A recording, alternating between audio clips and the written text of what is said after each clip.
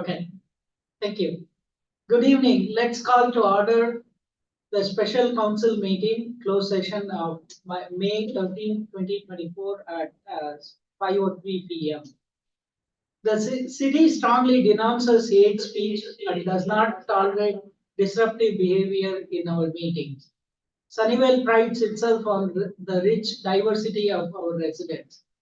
We are committed to creating a culture of belonging where members of our diverse community feel included, safe, and respected. This council meeting is considered a limited public forum, which means the council can regulate the time, place, and manner of speech to prevent our meetings being disrupted. This protects the rights of other speakers and ensures the council can accomplish its business in a reasonable, efficient manner. Speaker comments must be limited to the agenda item being considered by the council. The presiding officer will make a determination as to whether a speaker's comment is related to an agenda item being considered by the council. If a speaker does not comply, the presiding officer will rule the speaker out of order. The presiding officer will not rule speech out of order because the presiding officer disagrees with the content of the speaker's speech. Before we get started, I would like to remind participants of some procedural items for this meeting. During the meeting, remote participants will remain muted when not speaking. If the remote participants have a question or comment, please use the raise hand feature. Speakers will be called upon to speak one at a time. Members of the public may participate in person, online, or by telephone to provide public comment. Please submit a speaker card to the city clerk in person or use the raise hand feature online to speak. Location and online meeting details are available on the council agenda. Captions are available to viewers accessing this meeting via Zoom. Captions can be displayed using Show Captions button. Following the closed session, board and commission interviews will begin at 6 p.m. We encourage public to stay tuned for the interviews. City Clerk, may we please have the roll call? Mayor Klein, Present. Vice Mayor Srinivasan, Present. Councilmember Melton, Present. Councilmember Cisneros, Present. Councilmember Dean, Present. Councilmember Mellinger, Present. Councilmember Sell. Present. 7 present. Thank you. Members of the public will now have an opportunity to address the council on the closed session item. Members of the public wishing to speak, wishing to address the council, please submit a speaker card to the city clerk. Raise your digital hand now, or dial *9 on your telephone to indicate you wish to speak. Is there any speaker card? No, Vice Mayor. The speakers will have 3 minutes. If anyone interested to speak on this item remotely, No, Vice Mayor. okay. Thank you. I'll close the public comment. Council will adjourn to closed session. See you back here at 6 p.m.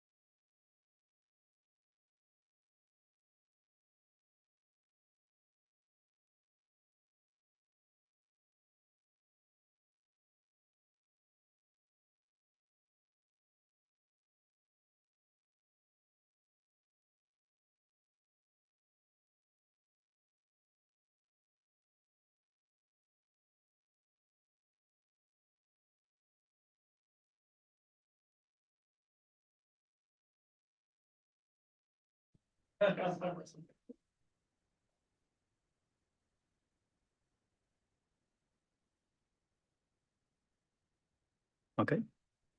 Good evening. Let's call to order the special council meeting boards and commission interviews of May 13th, 2024 at 6 p.m. The city strongly denounces hate speech and does not tolerate disruptive behavior in our meetings. Sunnyvale prides itself on the rich diversity of our residents. We are committed to creating a culture of belonging where members of our diverse community feel included, safe, and respected. This council meeting is considered a limited public forum, which means the council can regulate the time, place, and manner of speech to prevent our meetings from being disrupted. This protects the rights of other speakers and ensures council can accomplish its business in a reasonably efficient manner. Speaker comments must be limited to the agenda items being considered by council. The presiding officer will make a determination as to whether a speaker's comments are related to an agenda item being considered by council. If a speaker does not comply, the presiding officer will rule the speaker out of order. The presiding officer will not rule speech out of order because the presiding officer disagrees with the content of a speaker's speech. Before we get started, I'd like to remind participants of some procedural items for this meeting. During the meeting, remote participants will remain muted when not speaking. If remote participants have a question or a comment, please use the raised hand feature. Speakers will be called upon to speak one at a time. Members of the public may participate in person, online, or by telephone to provide public comment. Please submit a speaker card to the city clerk in person or use the raised hand feature online to request to speak, star 9 on your telephone. Location and online meeting details are available on the council agenda. Captions are available to viewers accessing this meeting via Zoom. Captions can be displayed using the show captions button. First up is roll call. City clerk, may we please have roll call? Mayor Klein, Present. Vice Mayor Srinivasan, Present. Councilmember Melton, Present. Councilmember Cisneros, Present. Councilmember Dean, Present. Councilmember Mellinger, Present. Councilmember Sell, Present. 7 present. Thank you. Our one item tonight is item 24-0020, board and commission interviews. Is there a staff report? Yes, Mayor and Council, David Carnahan, the City Clerk. Tonight, you are scheduled to interview a number of applicants. Between tonight and tomorrow night, you'll be interviewing 34 individuals. We've had a couple folks, one withdrew their application, and one person is no longer available for an interview. So we'll have an updated interview schedule for you tomorrow night. Following these interviews, you're scheduled on May 21st to make appointments to vacancies on all of your 10 boards and commissions. And there are a couple individuals that already were not able to interview, but they will remain eligible for appointment. And I will go ahead and bring in your first. Thank you. Are Interview. there any questions of staff? None. I'll open public comment on this specific item. Members of the public wishing to address council, please submit a speaker card to the city clerk or use the raised hand feature now or dial star 9 on your telephone to indicate that you wish to speak. I will call members of the public participating in person first, and then the city clerk will ask remote participants to unmute their microphone when it's their turn to address council. Speakers will have 3 minutes to speak. I see no speakers in the room. City clerk, are there any remote speakers wishing to speak on this item? No, Mayor. Thank you. I'll close public comment. And council will now be interviewing 16 candidates this evening. City clerk, we're ready for our first candidate. Yes. When is your turn to speak? Yeah. Yeah.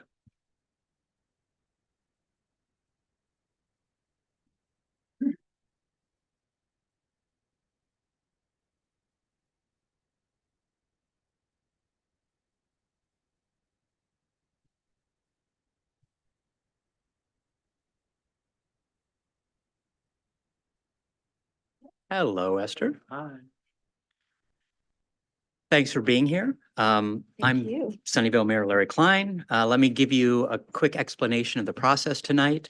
Each council member will have an opportunity to ask you a question. The interview is scheduled to last 15 minutes, so please keep that in mind as you're answering those questions. We'll go around the room. First up is Vice Mayor Srinivasan. Thanks for applying. I really enjoyed reading your application, especially you helping less advantaged people, including abused and neglected children. Thank Yeah. you very much. Yeah, thank you. That was actually why I wanted to go to law school, Okay, is to be a child advocate. thank you.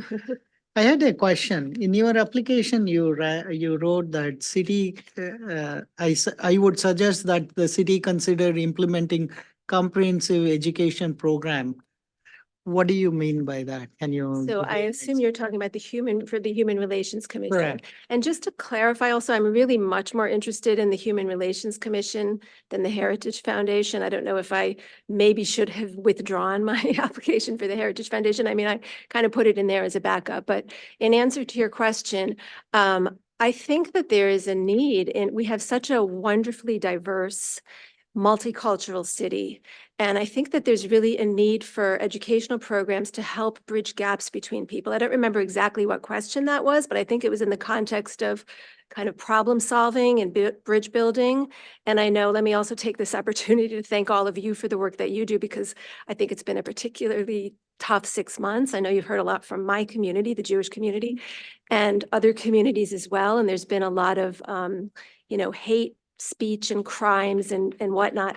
And so in the context of that, I think there's really a need to create structures for more community engagement, for education about different cultures. I have some specific ideas about that as I was thinking about the Human Relations Commission and what I might bring to it. And I'm happy to share those whenever Can you you'd give like. just one example? Sure. So I had actually 3 specific ideas. One of them was to have like a weekly podcast, a Sunnyvale weekly podcast. Again, I don't know how mechanically and budget-wise this could all work, but something that was reflective of our diverse community, that we would have, 30, 40-minute interviews of local community members. Who were they? What are they all about? Kind of a get to know your neighbor thing. And it could be promoted at the farmer's market and, through the paper, obviously, and the Sunnyvale newsletter.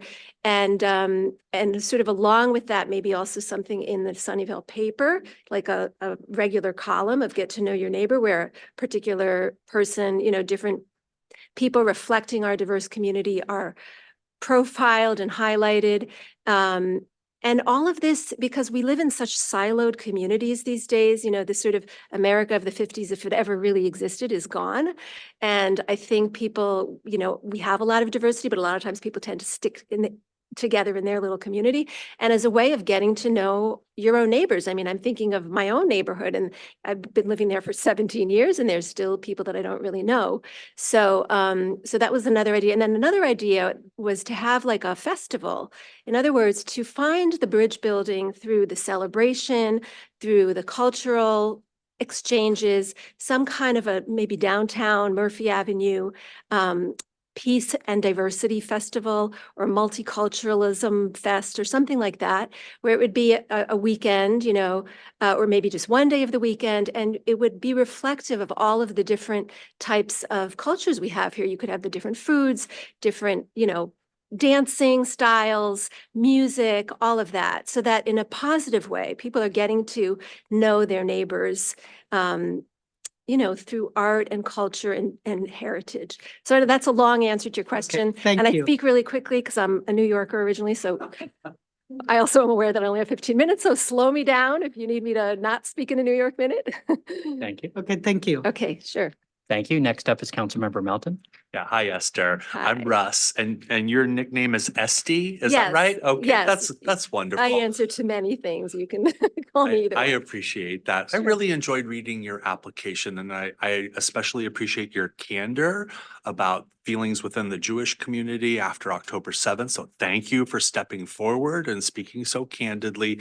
And I'm just been sitting back thinking about SD on the Human Relations Commission. So tell me about the first year and how do you fit in and contribute to the existing commission? I mean, it's been around for a year, but just how do you fit in? What do you want to accomplish? And how does all that work in the first 12 months? So as a Jewish woman, I feel like I have a unique lens of marginalized communities, and also through the work that I did, and then also bringing my lawyer hat, which, the law, for better or for worse, intersects so many different things. So it's always useful to have that lens through which to analyze problems.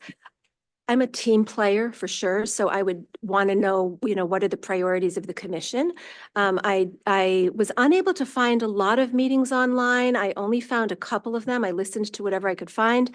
I did see that there's an immigration initiative now that was just put together. I think it was dated in April, which I think is a wonderful way, a wonderful project to tackle. The ideas that I mentioned in response to Mr. Srinivasan, sorry for butchering that question. I think that would be something that if I had, if I were asked, what would you like to bring, those would be types of projects that I would want to bring in order to increase diversity and equity and inclusion and, break down these barriers and build bridges. But I would be guided by the priorities that are set by Fernanda and by the group. So, that's typically how I work. Wonderful. Thank you very much. Sure. Thank you. Next is Councilmember Cisneros. Hello, Hello. good to see you. Good to see Thank you for applying.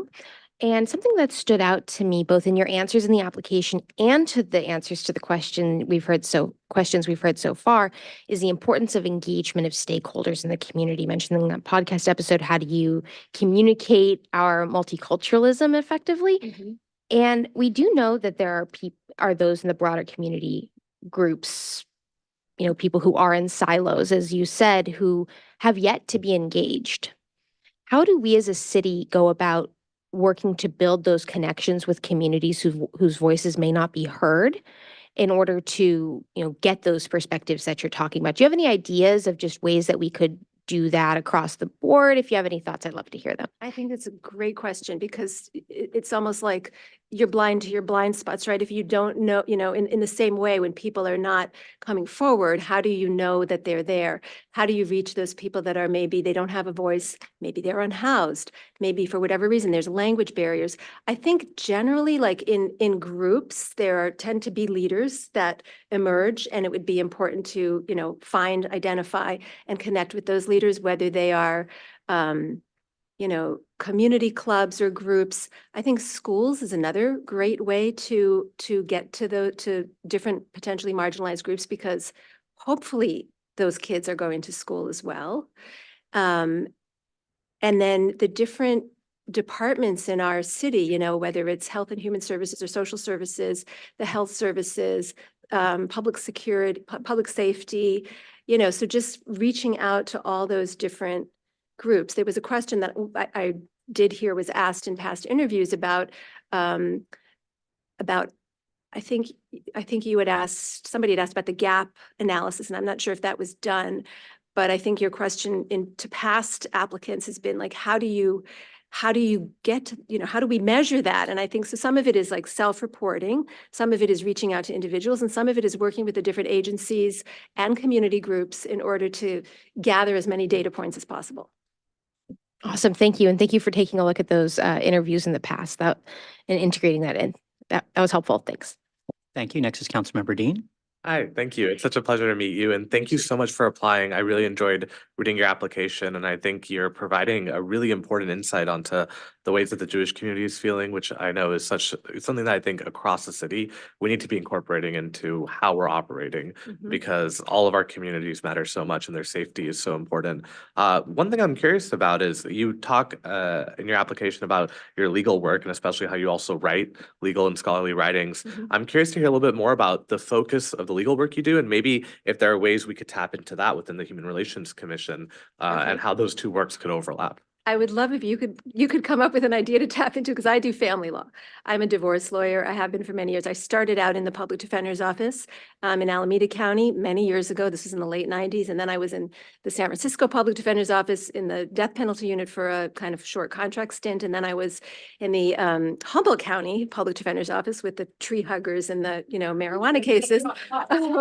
So that was my ancient history. And then I went into family law. And I've been doing that for 20 years. And the legal writing that I do is like, I update an annual volume on child and spousal support and the changes in the law, and one on, financial privacy privileges and other limitations on discovery. And, so I don't know that it would be directly relevant. And then I've also written some articles on high conflict personalities and family law, and I'm working on another one right now. So I do kind of more like in my field. And I wrote a book that was a self-help book also in my field. So it's not legal or scholarly at all. It's a self-help book for people going through divorce. But I think that, in the kinds of law I've practiced, deep listening is so important. We have a saying in Judaism that God gave us 2 ears and 1 mouth, so we would listen twice as much as we speak, which I feel like I'm not doing here because I'm like, but I think that would be, certainly writing contracts and analyzing contracts and things like that is a skill that I have, and it kind of crosses the board. I've dealt with all the different types of contracts and draft them. In terms of the work on this council, I think being aware of the law, listening to the needs of the community, there are many different ways that my professional background could intersect and I think help me in this role. Does that Yeah. answer your No, question? that does. And Okay. even if there isn't as much overlap as you elucidated on, I think it's exciting to hear about all your qualifications. So thank you. Sure. Thank you. Thank you. Next is Councilmember Mellinger. Thank you very much, Mr. Mayor, and thank you very much for applying, Ms. Rosenfeld. So you called out in your application, the importance of making sure that our communities feel welcome here, the rising sentiments of fear in the Jewish community, the increase in anti-Semitic hate incidents throughout the country. This is unfortunately not our first rodeo with some of these issues. We had the Stop Asian Hate movement a couple years ago. We had a hate crime perpetrated against the South Asian community about 5 years ago. How do we work? What are your ideas for how, as a community, we can ensure that all of the diverse communities that make up our city are feeling safe? And what do you think the city can be doing better on that front? That's a great question. And I feel like that is right within the parameters of the goal of the Human Relations Commission, right? I mean, that's a big part of its charter. I feel like going back to some of the things I've mentioned before, some of this is, get to know, it's much easier to hate an abstract idea than it is a person. And I'm aware of different programs in Israel. My mom's Israeli and I am bilingual in Hebrew and spent a lot of time there. And one of my mom's cousin, her grandkids have been in this school with Arab and Jewish kids. And it's like Seeds for Peace, if any of you have heard of that. It's one of these, cross-pollination, learn about the other type of programs. I feel like those types of programs, when they're implemented, can really help to, hate has to be taught. It's not a natural thing. It has to be taught. And you also can unlearn it. And the way that you unlearn it is by getting to know people, as human beings, we're all the same. We all bleed red. So I know I don't know if this is specific enough for what you're looking for. I'm sort of speaking in generalities. Did you want me to elaborate on like particular types of programs, or? If there's something specific that you think would be really effective within the context of Sunnyvale, that would be great. A specific program that we could implement. So some of the things that I've mentioned before, I think would be helpful. I think celebrating cultures, getting to know your neighbors. I think specific education on hate crime and hate speech.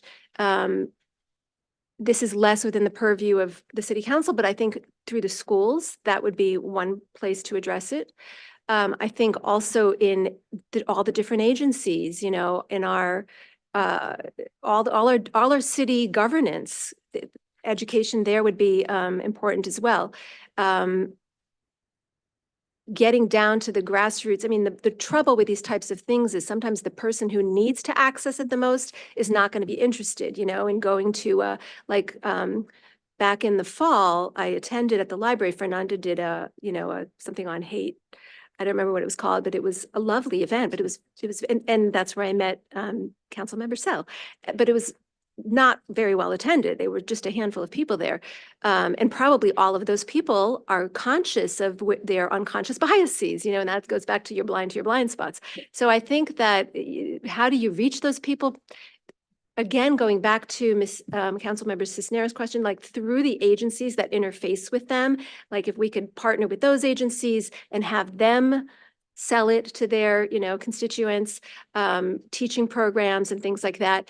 And to me, it's always when you approach things from the positive, when you make it fun, it draws people. So when you have a day that's about food and dancing and music, and you're having all the different communities in our beautiful town represented, that's a way to kind of teach education through the back. That's educating people through the back door. It's a great question. I would love to ponder it more. On the fly, that's what I would say.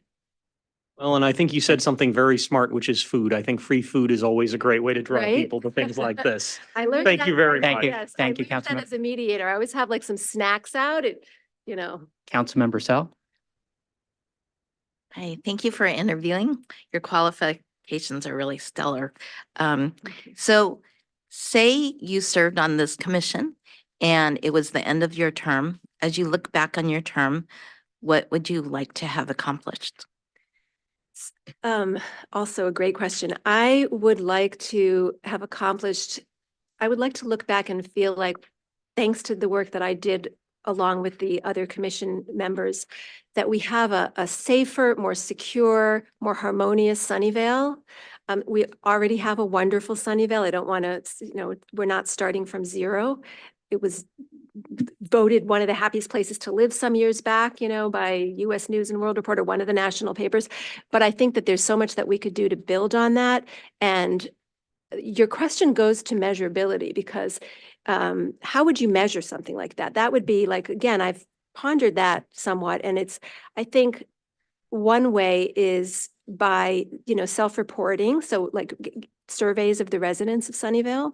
Another way is by attendance at the types of gatherings that we've been discussing, that I've been talking about, that I would love to be involved in creating.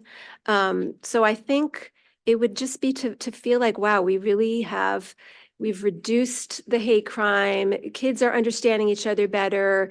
People are, building bridges and connections. That would be a really good feeling to be able to look back and see that. Thank you. It's a good vision. Thank you. And so I'm last. For sake of time, I'll be very short. So you've already met with Jackie and Fernanda about kind of your concerns in the community. How was that process from a city standpoint? And is that what led you to the Human Relations Commission? And it was. Okay. And when you say how was it from a From a process, just from how the city, in your opinion, responded to your concerns, was listening? Yeah, I understand what you're asking. I think it was great. To be honest, I've always been an apolitical person. I've never been like somebody to get, I've always sort of been in my own lane, whatever. What happened October 7th and the backlash and the horrible hate that my community has experienced really kind of woke me up. And the fact that they're so accessible, and also that I've met with some of you and that you've been accessible, like I really appreciate that. I think it's, this is like what real governance is like. I'm a bigger fan of small government. I'm not a fan of big government. And I think that accessibility is fantastic. So I was very pleased that, they responded quickly. We were able to meet.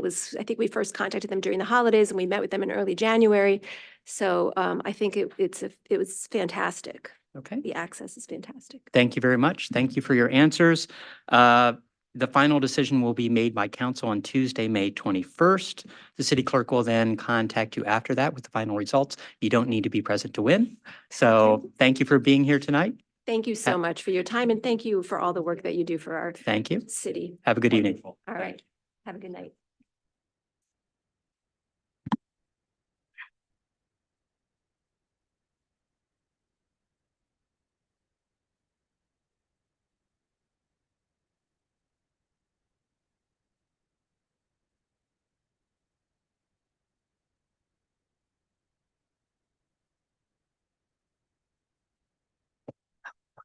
Should know this by now.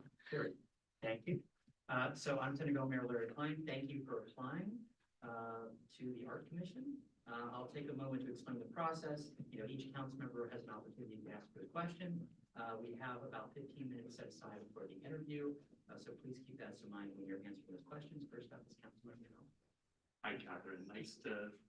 Nice to see you. I saw your name on the application and it had Arts Commission and I said, I wonder what's going on here. And then I read your application and it all came clear. Thank you so much for your candor. And I want all of our board and commissioner members to be happy and feel like they're in a good lane for them and maximum contribution. So thank you. You're Thank you welcome. for that. And tell me about why you want to be on the Arts Commission. Well, primarily because I still want to serve Sunnyvale. I think that was number one reason for coming forward. And I believe in our city and I'm so excited. I had a very good experience being on a commission, but I also had a feeling that it was not the right fit for me right after the first meeting.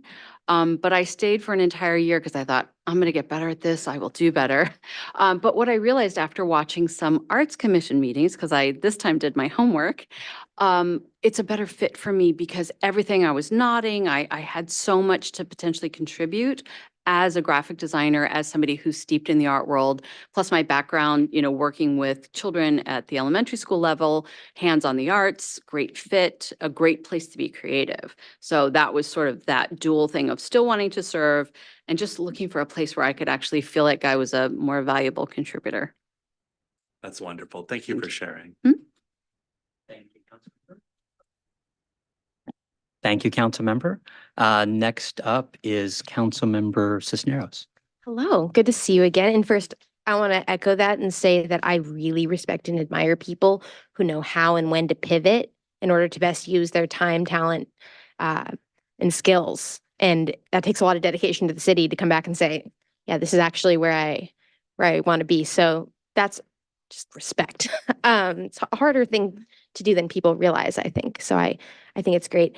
You mentioned in your application about performing arts, which is something that isn't normally, in the scope, like hasn't been done as much in the Arts Commission. I would love to give you the opportunity just to talk about some of your ideas in incorporating the performing arts into the city's artistic, like Art Commission endeavors and the work that we do there. Absolutely. Well, so many cities around the world have theater in the round. Sunnyvale used to it. I'm drawing a blank on the name of the park. It's where there was a middle school, Peterson Middle School.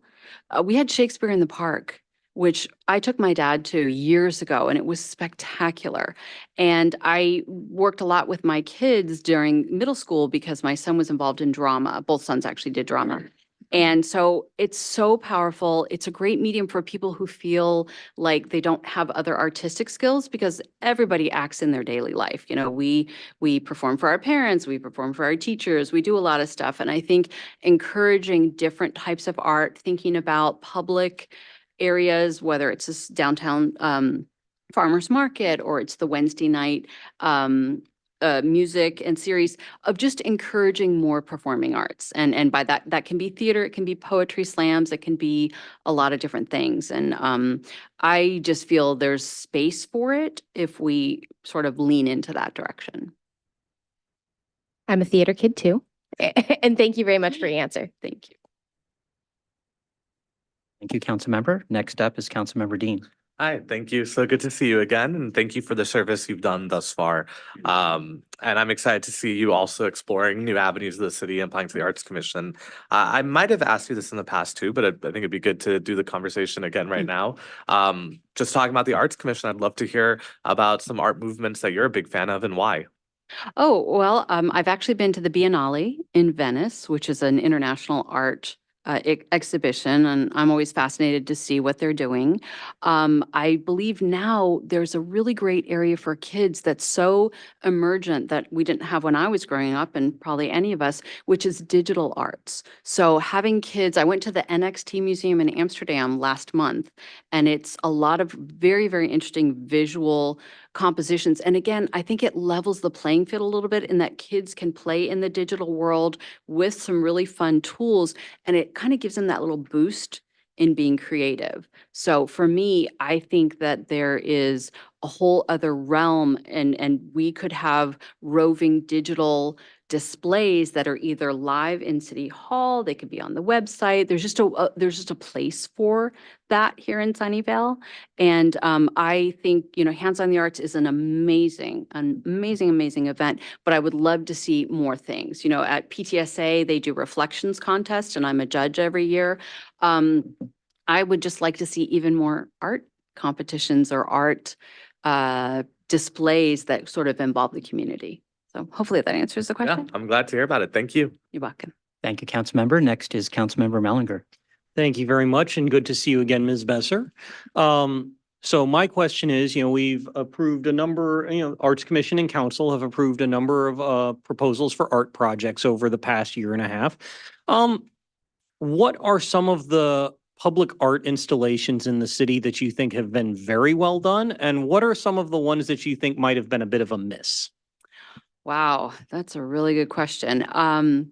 I actually watched two Arts Commission meetings and I saw some stuff that was proposed that is very exciting and very, very interesting coming forward. So I wish I could comment upon them because I don't know that they've been approved, but they were very exciting. It's interesting. I think people have a lot of mixed feelings. The gears that are on, I'm not sure. It's not Iowa. They're kind of parallel to downtown. I don't know that they're as connective for a lot of people. The faucet I think is funny and interesting.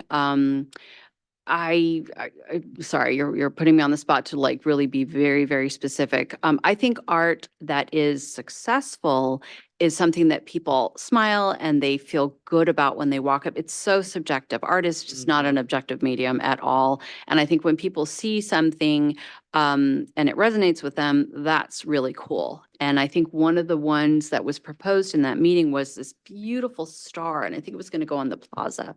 And I think there was a lot of talk back and forth, and had I had an opportunity to weigh in, I would have said, I think it's sort of a North Star type of metaphor that we all kind of point towards things that are our own North Star. And I think for kids especially, they know what a star is. And sometimes we see things that are very obscure. They have great meaning to the artist. They have beauty, but I think, in terms of how kids connect with art, they're just a lot more literal and visceral. So for me, successful hits that mark between being something that people recognize, but then something that's also aspirational at the same time. So I don't know if I answered that well. I think you did. Thank you Sorry. very much. Thank you. Thank you, Councilmember. Next is Councilmember Sell. Hi. So you've been involved so much in the city and the schools and everything like that. What attribute from all that you've done do you think would most enrich the Art Commission?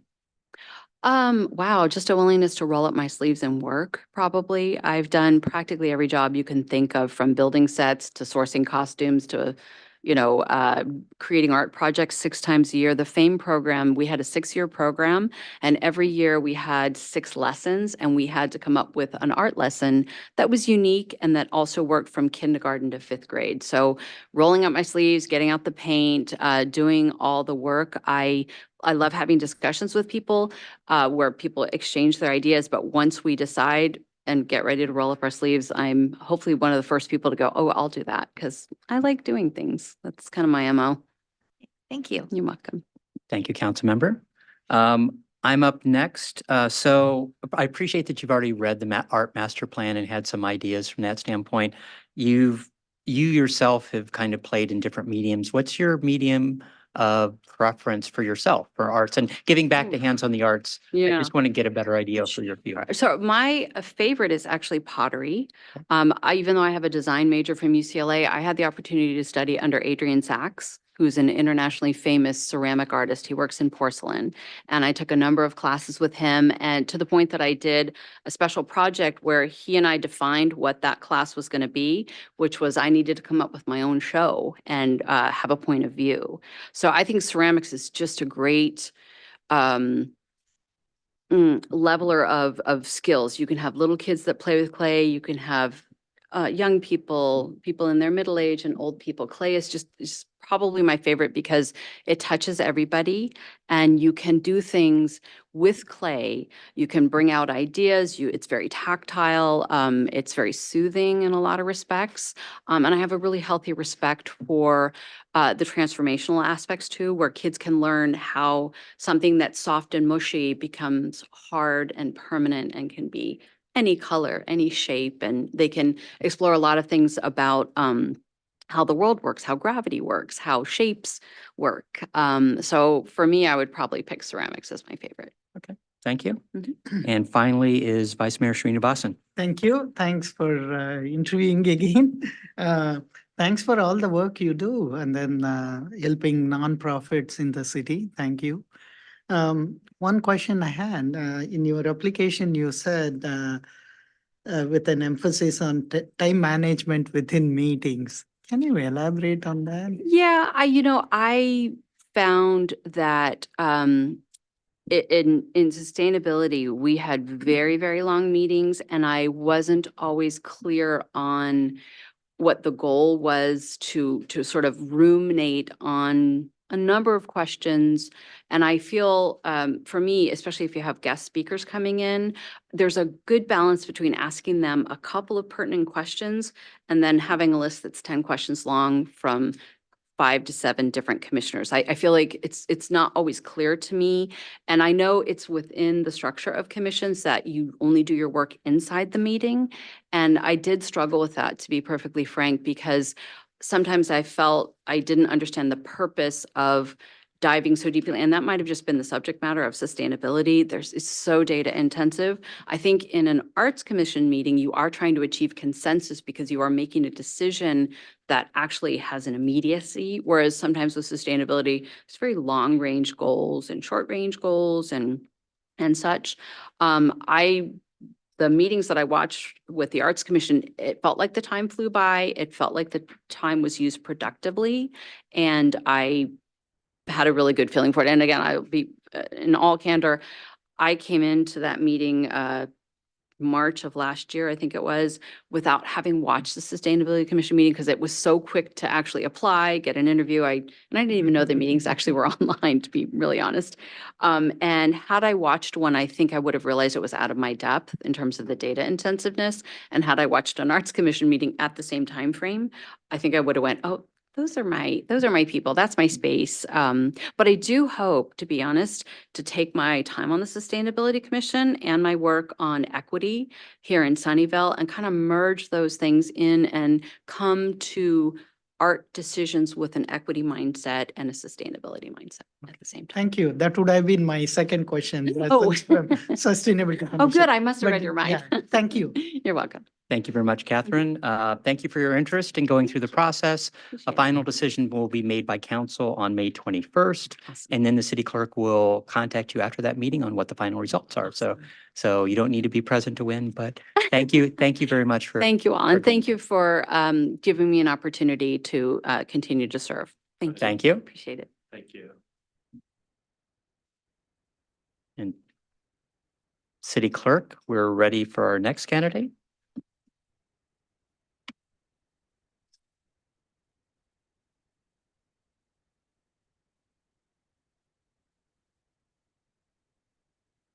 Hi, Michelle. Hello, Good to see you. good to see you as well.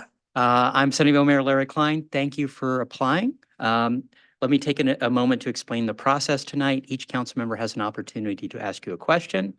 We have about 15 minutes set aside for the interview, so keep that in mind as you're going through those answers. And first up is Councilmember Cisneros. Hello. Thank you so much for applying. It was a pleasure to read your application, and we don't often get high school students applying to commission, so it's actually really exciting to see more people from who are skew younger than our typical commissioner demographic. And I wanted to hear from you as somebody in kind of the next or upcoming generation, not next. You're upcoming. You're ready to go ahead, and your generation's ready to start leading. How does that perspective help you be an effective commissioner, especially on the Arts Commission? What kind of perspective does that give you that other people may not have? Yeah, Is this supposed to be a microphone? Yes. Okay. So I think that as a younger member or as a high schooler on the Arts Commission, I believe that I bring a really unique perspective to a board such as the Arts Commission, being that a lot of your events for the Arts Commission are targeted towards teens, are targeted towards young kids. And I think that being closer to age maybe gives me a better perspective in terms of marketing, how to reach people, and how to communicate with them as well to really build that connection and build that bond between an arts commission or someone who's creating these projects and the market and demographic for the projects themselves. So I believe that being a high schooler themselves, I just recently attended the Hands on the Arts event as a volunteer. I think that I would love to see more events targeted towards teens and have more people know about them and participate and hear about them as well. So I think that I can really bring this connection or be a kind of a teen representative in that sense as well. Thank you very much. Thank you. Thank you. Next up is Councilmember Dean. Hi, Michelle. It's such a pleasure to meet you, and thank you so much for applying. Reading your application was really exciting for me, and thank you for the work you've done with volunteering with Hands on the Arts and with the Great Box cover up. I would just be curious talking about art, and I know I saw that you already attend one art academy. You're taking AP Art. What kind of art do you like to make? What kind of mediums do you enjoy, and what sort of art excites you? I think that I've recently been really interested in a variety of different types of art. So really exploring with my art venues. So recently most traditionally, I guess, I've been using a lot of charcoal and developing like basic shapes and forms and things like that. But I've recently really love to experiment with things such as collage or things such as printmaking. So really using really physical tools to use a variety of different of my resources in the space around me to create a variety of different types of arts using a variety of different types of mediums. And that's really helped me effectively in things such as my AP Art projects in which I can like use different materials and really embrace what I see around me and really be able to put things in different perspectives and be able to really show what I see through my eyes and use my creative vision in that way. Nice. Thank you so much. Thank you for the question. Thank you. Next up is Councilmember Bellinger. Thank you very much, Mr. Mayor, and thank you very much for applying. So the primary responsibility of the Arts Commission is evaluating proposed public artwork, especially through the 1% dedication to the arts that we require of commercial development in the city. And so the first thing I wanted to ask is, a lot on your application is really good about expanding art programs, but I want to dig into this bit a bit. So what are some of the public art installations around the city, especially, ones that have come up in recent years that you think were really well done? And what are some of the ones that you think kind of missed the mark?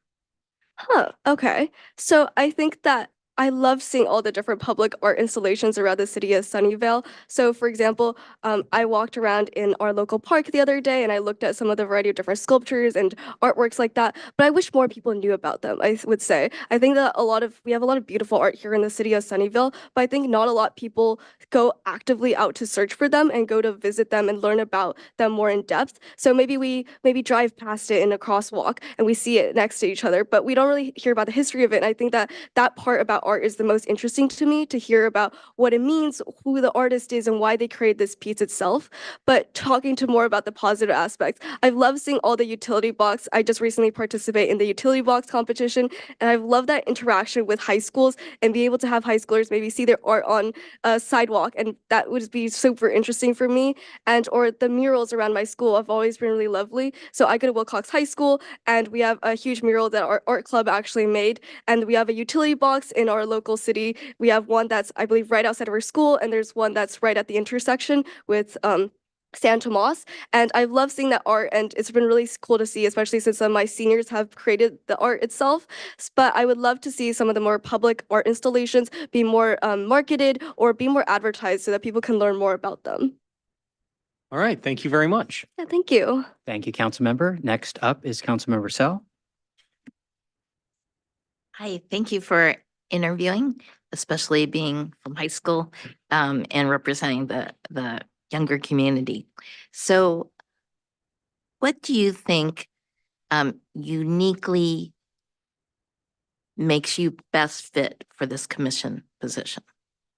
I think that one of my best traits is that I'm very, very resilient. So I think that being only in high school, I think that I've tried a variety of different things, and maybe I haven't gone through as much as a lot of my adult peers, but I think that I am someone who's very resilient and very hardworking. So a lot of times in arts commissions or in planning, in event coordination, for example, you meet a lot of failure. There's a lot of things there's a lot of obstacles, there's a lot of things that you come in face with. But I think that one of my best traits is that in face of all these challenges, I'm able to continue working at it, finding creative solutions in order to solve this problem, or maybe see the problem not as a problem, but more as an opportunity to be able to grow my knowledge and to improve myself. And I think that that is one of the most unique parts about me and this best trait that I think determines who I am. Thank you. That's great. Thank you. I'm up next. So first, thanks for giving back to Hands on the Arts and being part of the TAC, being president of the TAC. You talked about in your application programs to further engage residents in artistic endeavors. And so can you clarify what you'd like to see from that standpoint, either across ages, across community? What ideas do you have? Yeah, so since one of the things that you mentioned was being president of TAC, so I've been really engaged with TAC for the last few years, and I think that TAC really offers a really unique opportunity to allow teens to be able to plan events for teens as well, which is, I hope, something that I can see more implemented in a larger scale throughout the city. So, for example, recently at TAC, we planned this event that was called a self-care night event, and one of the biggest ventures through that was having a lot of artistic elements, getting students to paint their own tote bags or do rock painting as kind of a calming side of that. But I would love to see things such as paint nights. I see that a lot of places plan like paint nights for adults, maybe like a paint and sip night. But I would love to see this for high schoolers because I think that a lot of high schoolers do really enjoy art. In fact, art program is one of the biggest at Wilcox, and it's a really popular activity. And we have a really large art club on campus as well. So I think that a lot of high schoolers are really interested in art, and I love to see more events that are marketed towards them or influenced towards them. For example, Hands on the Arts is typically for a younger demographic, but for our high school community, I see almost a lack thereof of community events for them. But I think that that would be something that a lot of people might be more interested in. For example, social events in combination of art, painting, or making tote bags. That was a really fun activity that we hosted. Okay, thank you very much. Next up is Vice Mayor Srinivasan. Thank you, Michelle. Thanks for applying, and then thanks for volunteering at Hands on Arts and other programs. Thank you. I had a similar question to what Mayor asked. You mentioned that city can develop additional programs that cater to diverse community. Can you explain can you give me an example or examples of that? Yeah. So I think that in terms of a variety of different types of communities, what I just mentioned earlier with different ages, for example, this high school community that I think that is a great opportunity for the city to be able to have events marketed towards them. But I think that the Hands on the Arts event does a really great job of offering a variety of different cultures, but maybe it's cultural specific activities as well might be really fun to watch as well. So these are just some examples on the top of my brain. Thank you. Thank you. And lastly is Councilmember Melton. Yeah, hi, Michelle. I'm Russ. And you mentioned in your application the farm to table dinner that you worked on. That was the one that was last fall, right? Yes, it Yeah, was. okay. That's where I've met you before Yes, because you my did. wife and I attended that and you did a great job. Thank you. With your piece of it. And I don't have a specific question because I've just been taking in the entire dialogue here, but I'm glad to see you apply as a high schooler, somebody from Wilcox High School. I think that's important and very helpful. And I really enjoyed your application and thanks for applying, Michelle. Thank you so much. Thank you. So that's the last of the questions. Thank you for going through the process tonight. A final decision will be made by council on May 21st. You don't need to be at the meeting to win, but the city clerk will then contact you after that meeting to give you the final results. So thank you for being here and thanks for wanting to give back to the city. Thank you so much. Have a good evening. Thank you. Thanks. City clerk, can we have our next applicant? Thank you. Hmm? Yes. Hi, Kat. Hello, Good evening. good evening. Thanks for being here. Thanks for wanting to reapply to the Art Yes. Commission. Absolutely. So you know this process, ultimately, we have about 15 minutes. Okay. Every council member has an opportunity to ask you a question. Keep that in mind as you're doing those answers. Okay. But first up is Councilmember Dean. Thank you. Good to see you again. And usually with Arts Commission applicants, I like to ask about the type of art that they're into or hearing about it. But since you're already on the commission, we had that conversation. I think it'd be redundant. So instead, I'd just love to hear you talk a little bit more about from your time on the commission thus far, what it's been like and what you're proudest of. I think that, so it has been very interesting learning about the process, the government process. I've enjoyed that, and I feel like I'm sort of finding my feet in all of that, because you don't come into it knowing exactly how it all works out. I have enjoyed working with my fellow commission members because I think that we all have different perspectives, and we have good conversations and talk about the different points that we're coming from. What I'm most proud of, I think, is encouraging engaging conversations with the artists and the people that are there, and asking questions that I think that the public would ask about the pieces of art. And not just saying yes, but thinking about things. And I know that I am conscious of the fact that by the time it gets there, it's been through a lot of processes. But I do think that it's our job to question it a little more and be challenging. Thank you. Yeah. Thank you. Next up is Councilmember Mellinger. Thank you very much, and thank you very much for your service to the city. So one question I had for you, specifically, we had a project recently for the plaza by the Martin. And you were one of the dissenting votes on that. And one of the questions that I've actually been asking all of the applicants is, what is a project that you think really hit the mark? And what is a project that you think kind of missed the mark? I'd love to hear from you about a project that you think really hit the mark. And I'd also love to hear from you more in depth your thoughts about, oh gosh, I forget what it was called, but the star. Yes, thank you. Right. Okay. So, because I've only been on the commission for 2 years, many of the things that I've voted in haven't actually come to fruition yet, right? So I would hope that the things that I voted for will be well received, but I do think that some of the projects are very interesting. So at the same meeting that the Star one was, I think it was Mermations was also part of it, and that was when it was a mesh around the trees.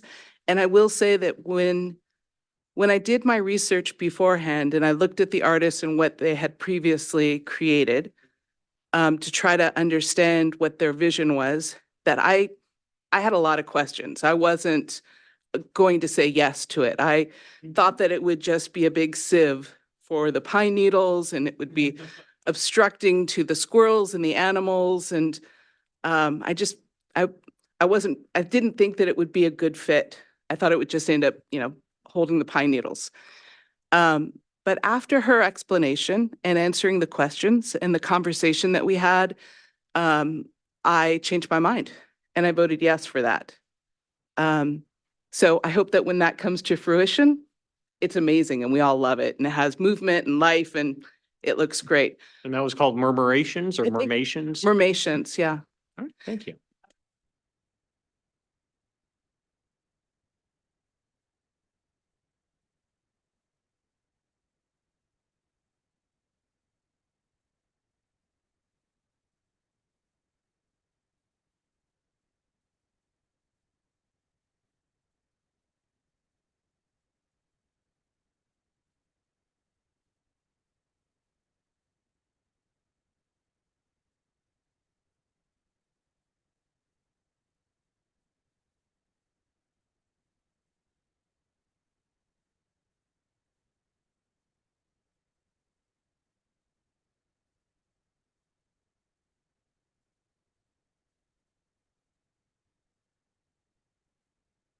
All right, thank you very much.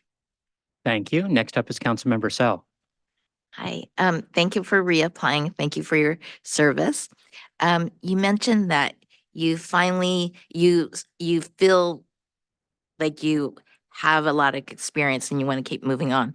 What do you want to accomplish in your next term if you're appointed? Knowing what you know from the past. Right, I think that our commission in particular is going through not exactly a renaissance, but we're an upwelling of the idea that we're more than just arts and that we could possibly be arts and culture. And this is something we've been speaking about at the meetings. And I would like to delve into that more and bring that through. You know, when I was at the Hands on the Arts, working at the booth, there were people of every culture who were coming up to the booth, and it was beautiful because we were all making art and having a great time, and they were making it for Sunnyvale. And I think that bringing more arts and culture together would be a powerful thing. So that's part of the reason why I'd like to continue seeing it through. Thank you. Yeah. Thank you. Yeah, they time out at a certain point, I just realized. Thank you for, I'm up next. I just want to first thank you for being on the Art Commission. I'm blessed to be liaison right now and seeing how that operation goes. And what you said about being open-minded and also, having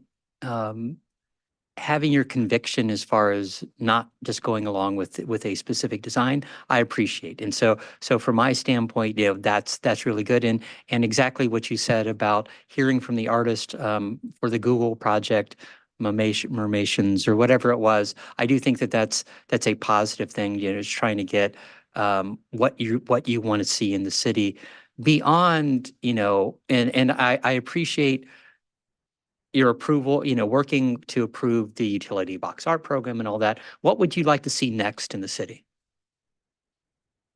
I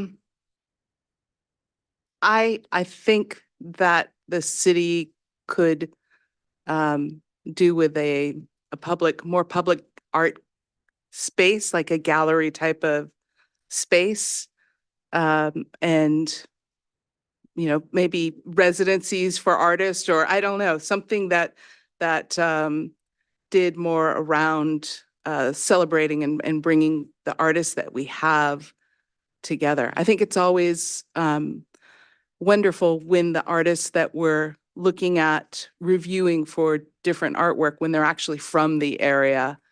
And I understand that there's some people from outside of California or outside of our area that do absolutely wonderful art, but it is also nice to celebrate what we have here. And that's fantastic. And if you go back to the art master plan, there is the concept of a gallery that's supposed to be there at some point, but Right. Definitely something we can talk about at a later date. Thank you. Yeah, thank you. Next up is Vice Mayor Srinivasan. Thank you, Mayor.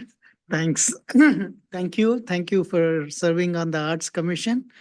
I had a question on being on the Art Commission. What would you suggest as an improvement for going forward? I think that some of the things that we've requested, you all have already approved. So giving us more autonomy in our trusting us with the vote, right? It used to be that we would give recommendations to the councils and then you all would approve it. And it seemed at times I was sort of thinking, what are we doing?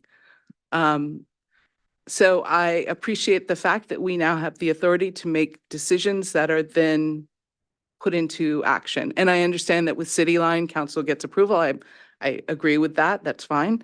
But I think that type of improvement was, for me as a commissioner, very reassuring that the city council respected what we were doing and appreciated the time and work that we put into it. So I like that.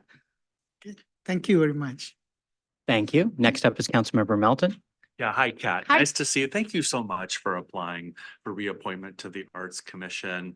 I really appreciate the work that you've done, and I know we've talked a little bit about the downtown and the Star already, but I wanted to say I appreciate you challenging, right, and trying to come up with a better project. I feel like you and I have a commonality of mind when it comes to the art downtown. I'm personally just speaking for myself, I'm not getting it. I'm not picking up a theme or any way that these things stitch together.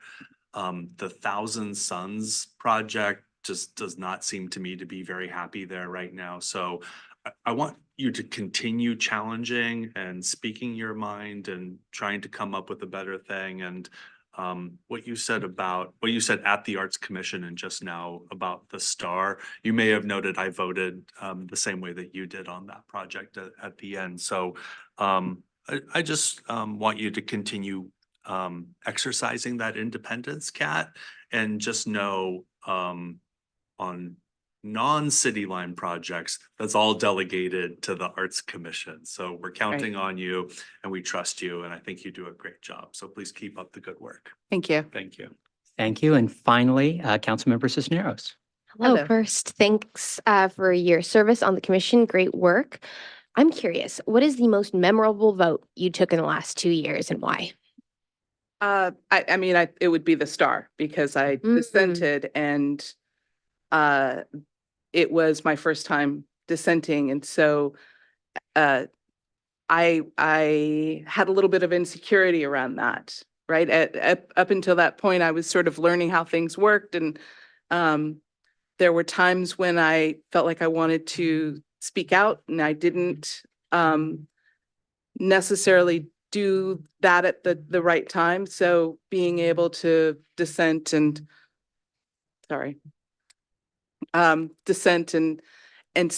say why and present that efficiently.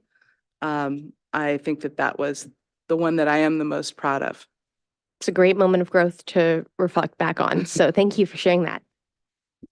Okay, so that's all the questions. Thank you for going through this process, Kat. Sure. Thank you for reapplying. Council will make its final decision on May 21st. Okay. And then the city clerk will contact you afterwards to tell you the final results. Okay. Thank you for Thank being you here. very much. Have a good evening. Thank you. Council will now take a 10-minute recess and come back at 7:10 p.m. Thank you.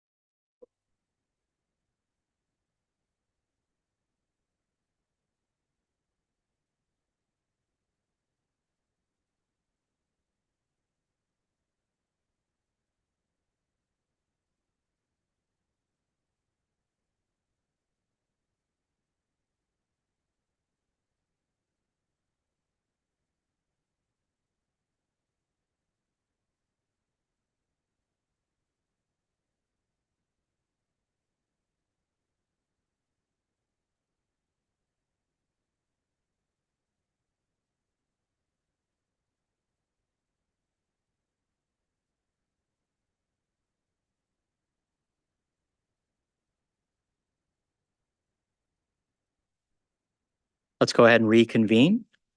And City Clerk, can we have our next applicant?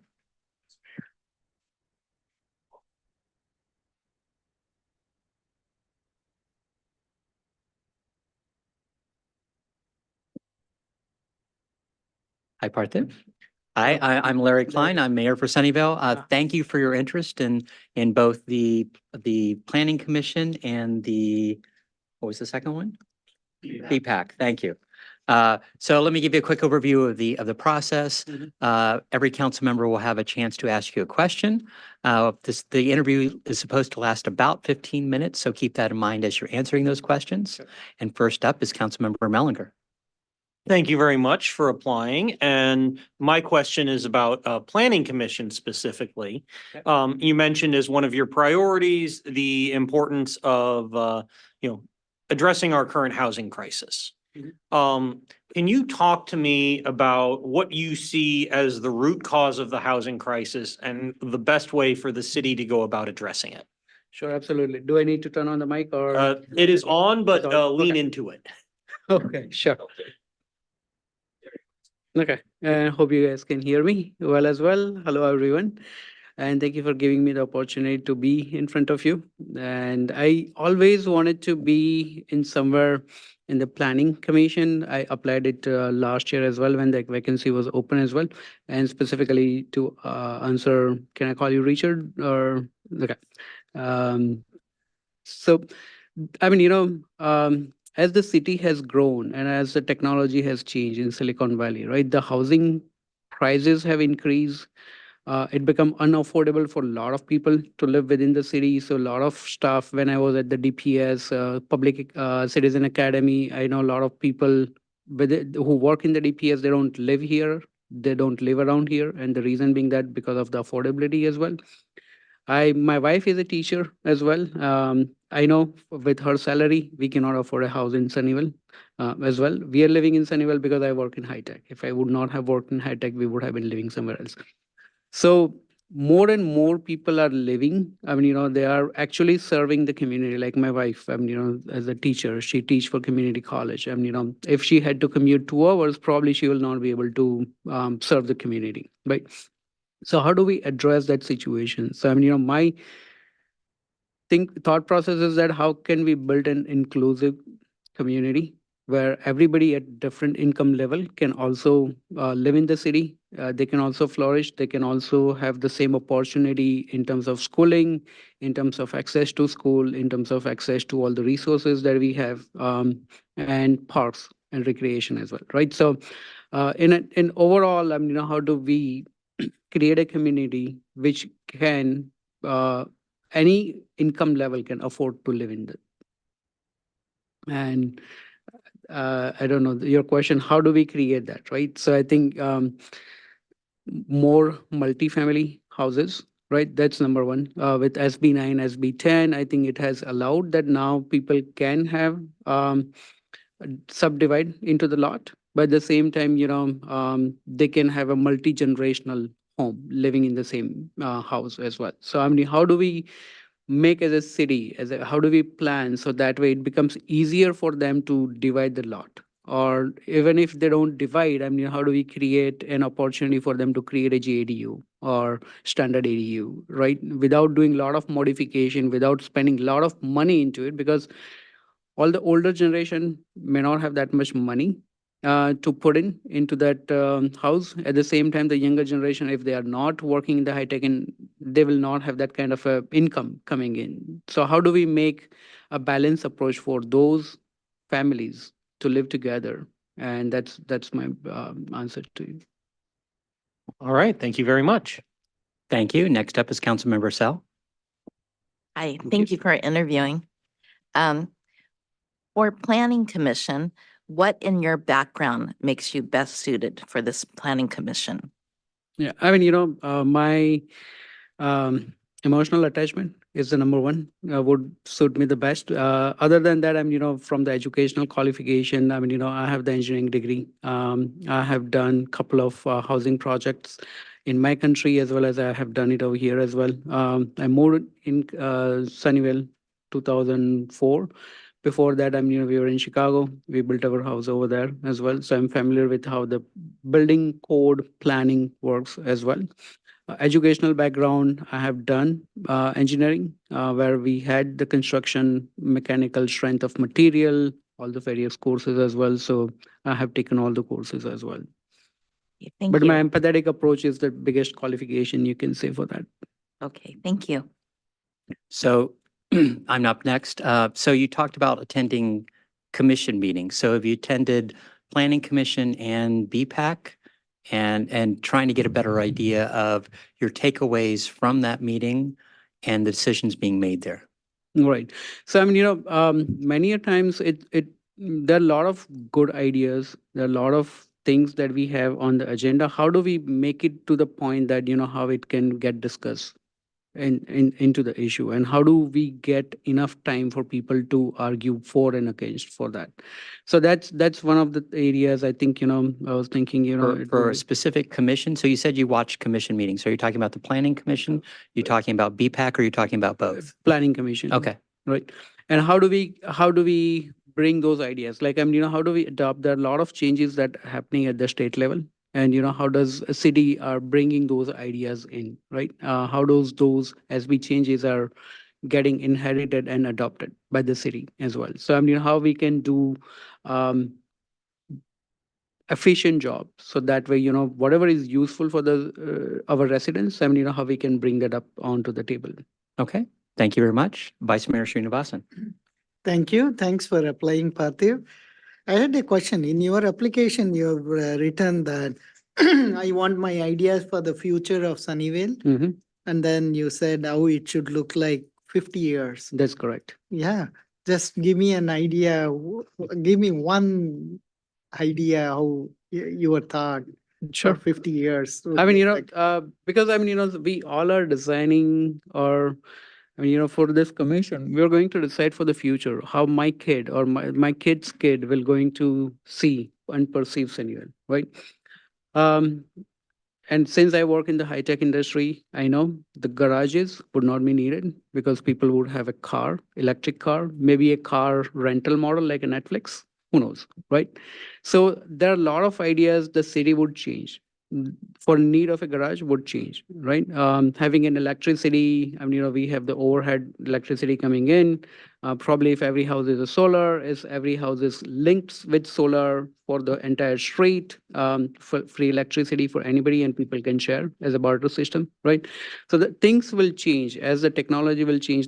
Things will change. How, as a city, we can plan.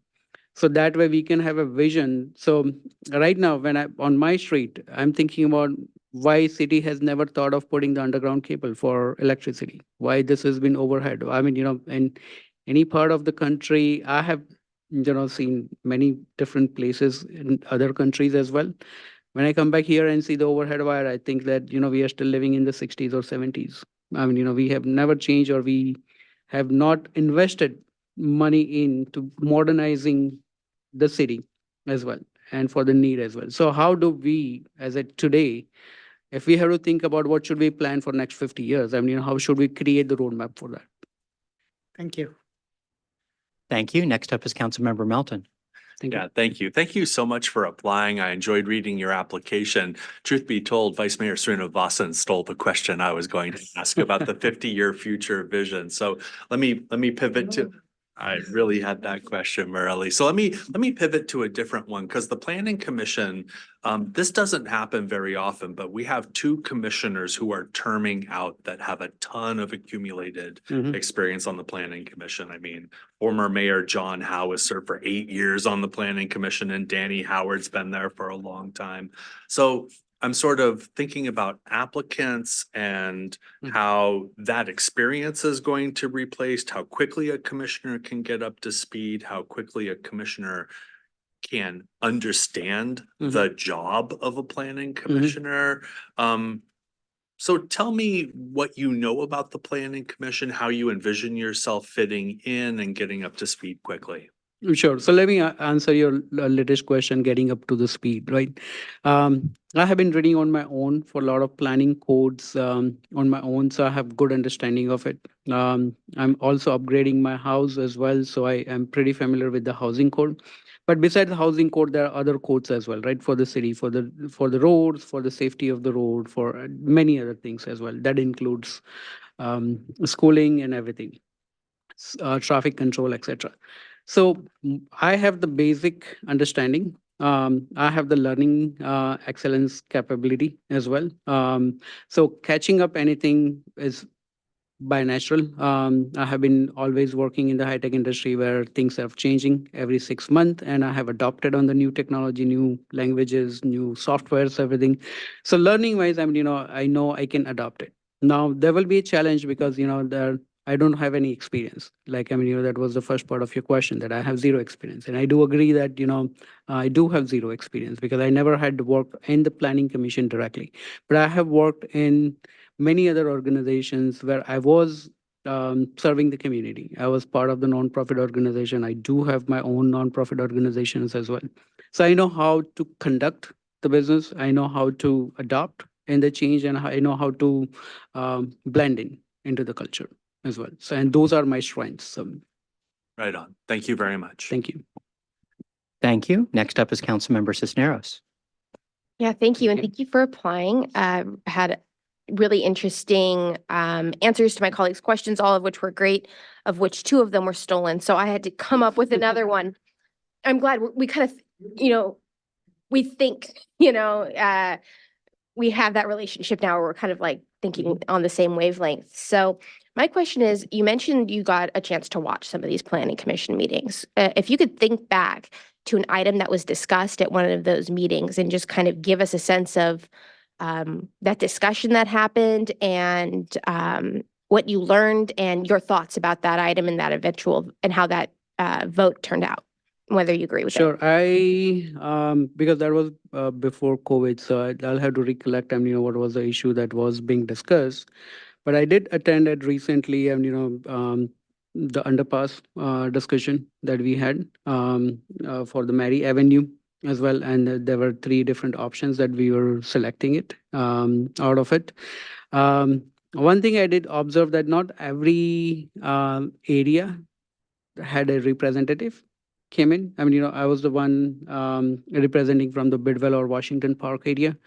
But if I would not have joined that, probably there would have been no representation. So how can we, if we are discussing an area specific issue, how we can bring the people from that area who can voice their concern or who can put their opinion into this? And that is what I saw in that meeting, that there was a little bit less representation for the areas, and that's a public representation, right? It was nothing to do with the planning commission or anything. But how do we raise the awareness where people can come up to all this meeting and be a partner rather than blaming that city has made this bad idea and we have to suffer it? Why don't you come and voice your opinion and participate in making the decision, and how we can increase that participation from the people? So that's what I saw it missing in that meeting, and probably I don't know in the other meetings as well. But that's one of the things that I highlighted, that there are not that many people are coming in and voicing their concern. Great, thank you. Thank you. Next is Councilmember Dean. Thank you. And thank you to my colleague for all of their fantastic questions as well. A new question that I also wrote down a little bit late too would be, when you look around the city right now, and from your time living here, are there any parts of it from a planning perspective that you're very appreciative of, where you're like, oh, okay, this is something the city has done or a way that the city has planned that I'm a big fan of? Yep. Our downtown. What we have done it took a long time for us to come up with the downtown. People used to go to Centenaro to spend their money. Why not? We can create. We have such a good landscape here. We have good connectivity with 101, with 237, with 85, with 880. Why don't we create an area where people can come, collaborate, socialize, and prosper our local business rather than giving business out to the other cities? And I think, that's, I'm very proud of that, we have created high density residential, a place, a theater which was missed. I mean, when the old mall was broken, the theater was missed. Um, Whole food shopping areas have came up. So that particular project I'm very proud of. One thing that I'm missing here is missing of the Macy's. I mean, there are no departmental store or clothing store in Sunnyvale area. So if you see, there are no clothing store in Sunnyvale. You have to go, the closest one you'll have to go is either Milpitas or Centennial Room. So how we can, bring in some of that clothing stores as well. So this will help the old people, I mean, who doesn't want to travel that far, who want to just go to the downtown, they can walk and they can purchase the things for them, right? So Yeah, well, I'm grateful to hear your thinking on that. Thank you. Thank you, Pardeep. So that's the last question. Thank you for going through the process tonight. Council will make its final decision on May 21st. You don't need to be at the meeting to be chosen. And the city clerk will then contact you the next day to give you the final result. So thank you very much. Thank you for doing this. thank you, everyone. And I'm sorry if I have called you with the first name because I like to make connections, No. right? Absolutely So fine. that's the reason I met Larry so many times. I always call him Larry.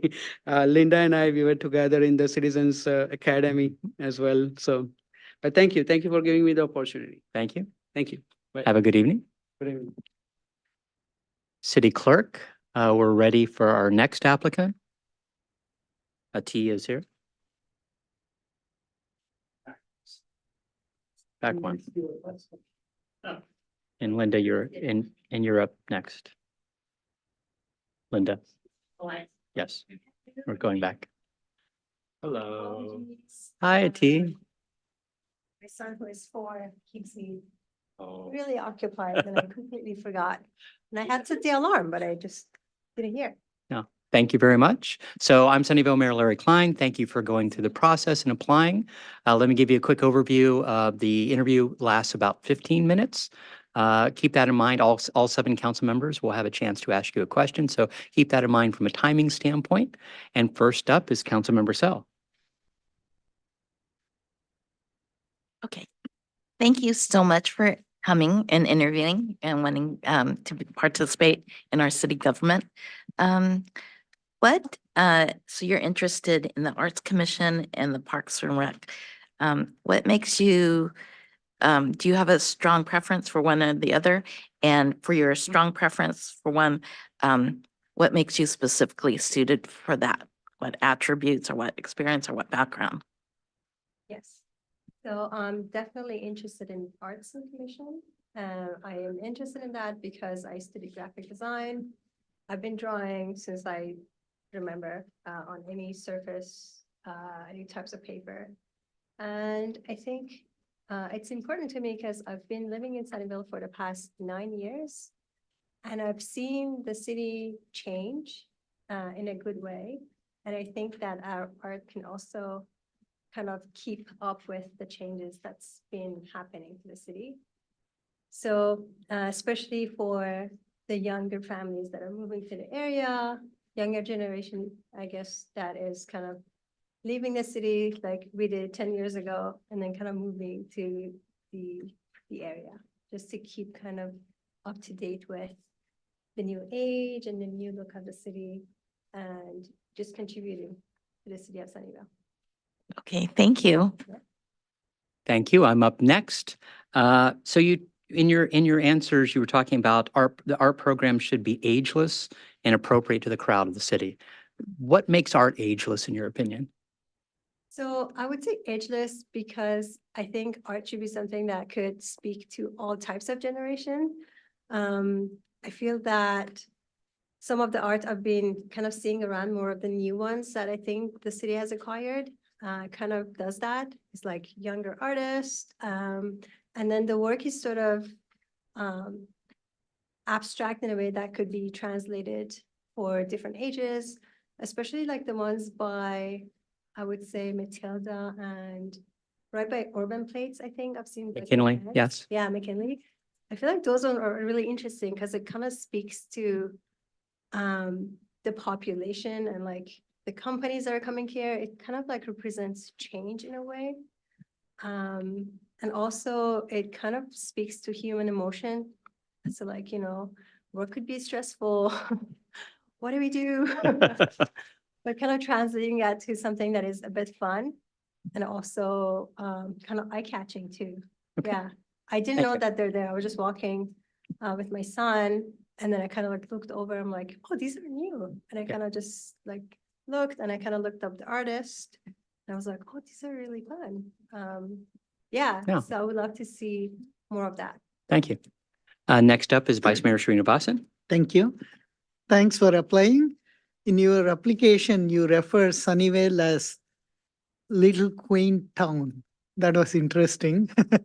And then you also mentioned you would support art unique to Sunnyvale.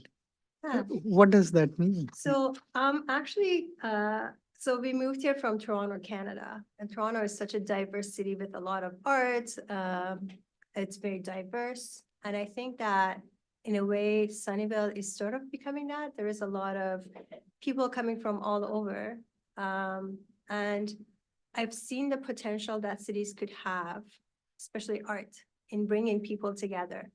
Sunnyvale is interesting because it still has like a small town quaint vibe, but I actually found this Instagram page where like it shows like Sunnyvale before all of these changes. And there was like this really big sign that was sort of like a vintage sign that just said Sunnyvale. And I don't know where that sign is, but if I could find that sign, that would be amazing. Just because it kind of brings the values of like the vintage, you know, really old school time, plus everything that is new that is happening to the city. I guess that's kind of what I meant by that. Okay, thank you. Combination of the two. Thank you. Thank you, Vice Mayor. Next is Councilmember Melton. Yeah, thank you for applying to serve on one of our boards and commissions. I'm just really enjoying this conversation here, and something you just said really resonates with me because you have these like giant commercial signs that were post-mounted like on El Camino Real. And when you see them, they scream out at you, right? 1940s or 1950s because of the shape of them or just something that pulls you back in time. So I just wanted to say thank you for noting that, and I've enjoyed the conversation. I don't have any questions for you, and I'm looking forward to the rest of the dialogue. Thank you. Thank you. I feel like as a graphic designer, you always look at signs. It's just, it could be a curse. Just because you see everything that is wrong with the sign, you want to kind of fix the lettering and make it like something called tracking, which is like the spacing between the letters. Anyways, I'm gonna stop because I could talk forever, but yeah, I always pay attention to signs. I like your view on that. Thank you for sharing. Thank you. Next up is Councilmember Cisneros. You. Hi. Thank you very much for applying. And like my colleague said, this has been a really interesting discussion. So a lot of what the Arts Commission does is kind of like evaluate these different works of art that either would be public art or from, were required for a development. So what are some of the things, like you've mentioned like timeless, youthful art, but like when we're talking about like a sculpture or a mural, like what are the things that you'd be looking for specifically to have more of? And are there places in the city that you think we should have more art there? So kind of to go back to the first part of your question, what I look at, it really depends on the space where the art will be displayed. I feel like the art should kind of have some sort of a connection to the space where it's placed and the history of that. So for instance, if you were gonna add a new sculpture in the new development area in downtown, I kind of want to see something a bit more abstract just because the buildings that are being built there are very new and modern. So that would be something that I would lean towards. Versus if you're gonna build something in a more like older area of the city, then I want to kind of reflect the vintage, the charm of that period and bring something from there, like that time to kind of incorporate in that art or when picking that art to have something that resonates with that time and age. Yeah. I hope I found And is there some part of the city where you're like, we need more art in that part of the city? Yes, we could always have more art. definitely, I would say, I would love to see more art in the new downtown area. I know we've added that faucet right across from AMC, but I think something really beautiful where that, I think that I call it the tower, like the two buildings connect. I feel like there is a lot of potential to have something really eye-catching there, just because that seems to kind of be the gate of the city almost. Just because it's like very grand and it's almost like a tunnel that you kind of can walk through. I could see like an installation coming from the ceiling.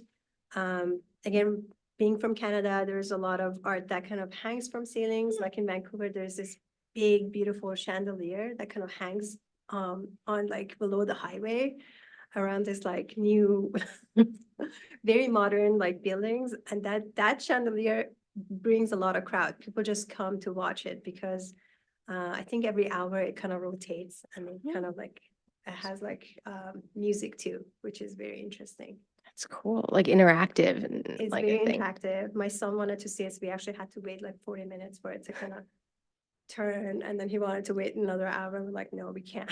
It's a long time to wait for a 4-year-old. Yeah. So that must be good art. So Yeah. thank you so much. Thank you. And next up is Councilmember Dean. Thank you. And hi, it's such a pleasure to meet you. And thank you so much for applying. My question is, when you're looking back at different types of art, especially through history, are there any art movements or art styles that really stick out to you that you're a big fan of and why? Yes. So I feel like I am really in love with Bauhaus art movement. I actually did a thesis project at university where it sort of, my thesis project was packaging emotions. So basically I associated the time of graphic design with like human emotions. So for instance, during Cold War, people were sort of like, you know, depressed, there's a war happening. So that, adding that to the art movement, which is like very harsh lines of Bauhaus, like very rigid, you know. So I kind of love the association of like the time feeling and that reflection of it to the art. That is very interesting. And now I have to ask a follow-up question. When you look at the art movements of modern day, especially ones that stick out most to you in this area, what feelings do you think are getting most tied into it? I feel like it speaks to the big corporate world, and especially this area being the center of Silicon Valley and all of the technology that is happening.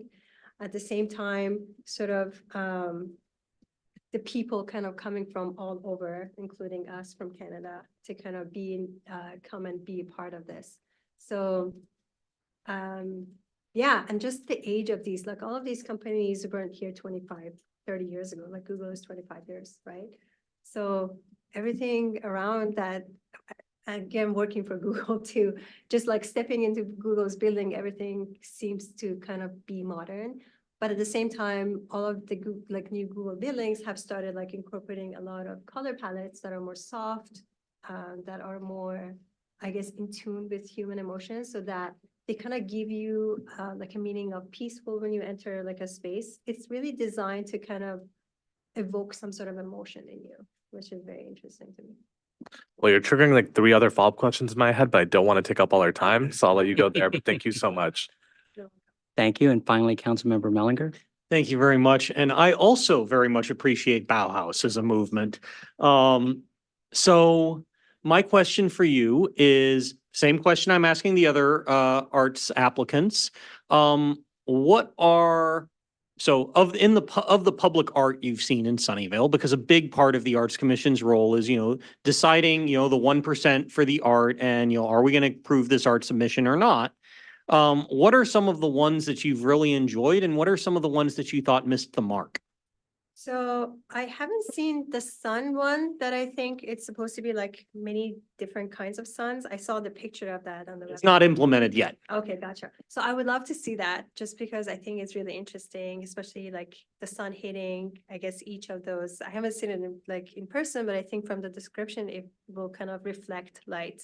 So you kind of get different lighting as the day like passes on the ground. Is that true? I think she's talking about A Million Suns. Yes, The A Million Suns. blue and yellow. Yes. Yeah, the Million Suns. Yes. Yeah.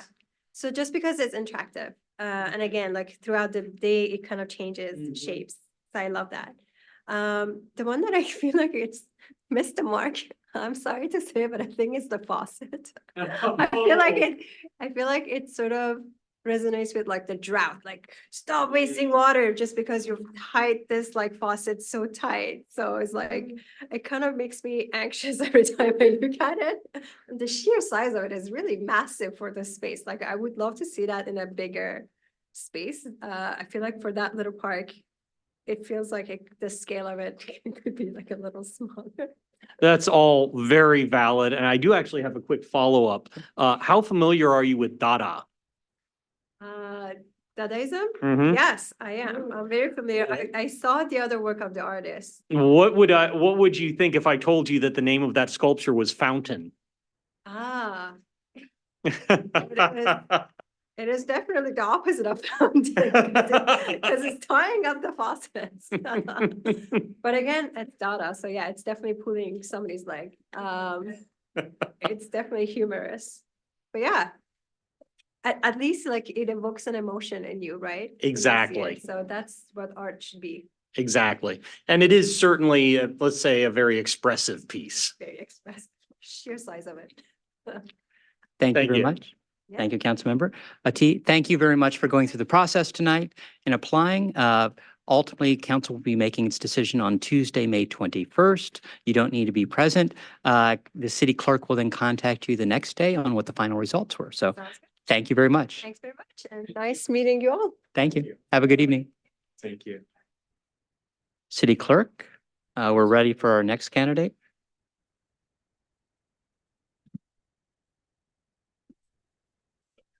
Skip ahead one. Uh-oh. Now we have David Holman and planning. Skip ahead one. Hi, David. Yes, I just need to get to the appropriate point in the, have a seat, David. I am up first, so let me.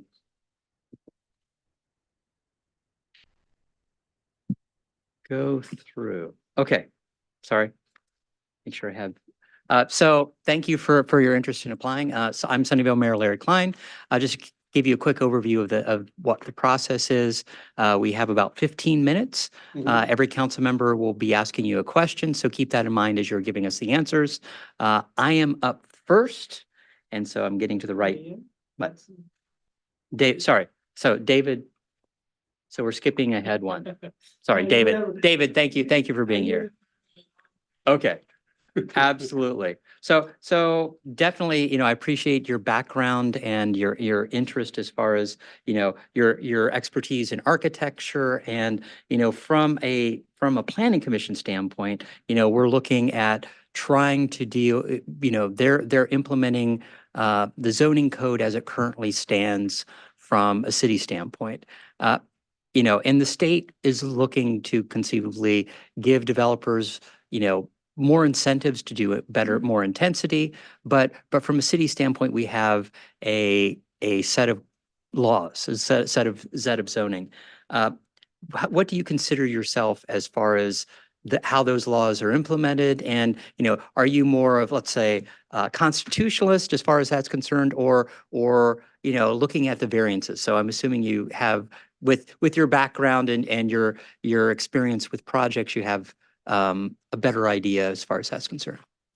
So I was also on the Historic Preservation Commission Okay. in Westwood, and of course there you're sort of juggling the, trying to implement the basic plan of preservation along with having developers and everybody else's interest at stake, particularly the owners. We tried to establish a historic district downtown, and we had a lot of pushback from basically the major property holder downtown, and we weren't able to get it through. But so we shifted gears and sort of focused on designating the train station in Westwood, which was a very nice 70-year-old or 80-year-old building, and we were successful with that. So I definitely believe that your primary job is to follow the law and look at almost everything within that context. And but there are a place for variances, and there's a place to recommend changes. So probably is kind of a case by case basis as Okay. to whether or not there's some wiggle room or if it's literally keeping it the way it is. Okay, I appreciate that. Yeah, I was 9+ years on the planning commission, so there is that balance of what the developers are asking for from a variance standpoint, as well as, what city code is. So I appreciate that answer. Thank you. Next up is Vice Mayor Srinivasan. Thank you, Mayor. Thanks, David, for applying. I really liked your application in the sense that you have worked on woodworking, handyman, all sorts of work. The question I have is, in your application, you say Sunnyvale can use United Nations Sustainability Development Goals. Yeah. Can you give me an example, 1 or 2 examples of that?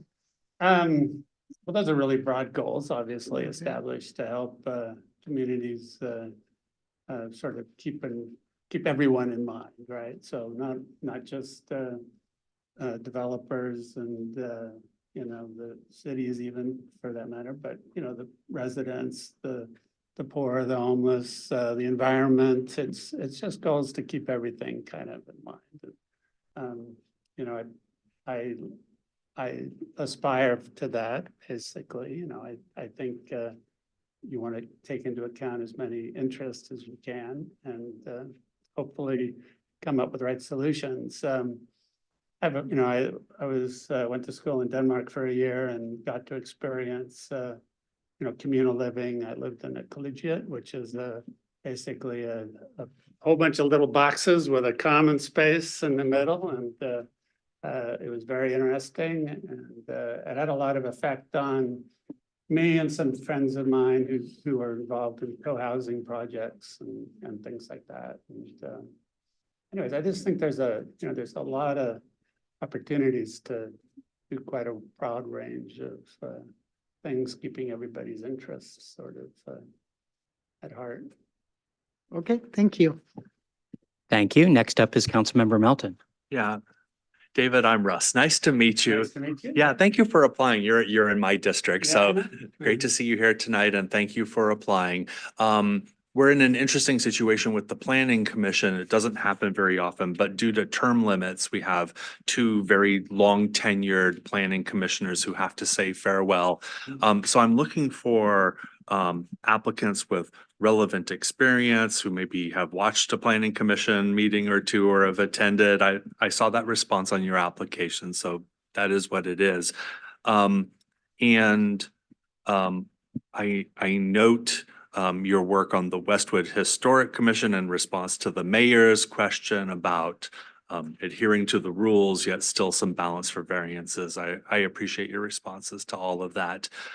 So you're familiar with the Planning Commission. It's one of our hardest working commissions. They typically meet twice a month. The hours can be kind of long for the public hearings. I just wanted to make sure you're aware of all of that.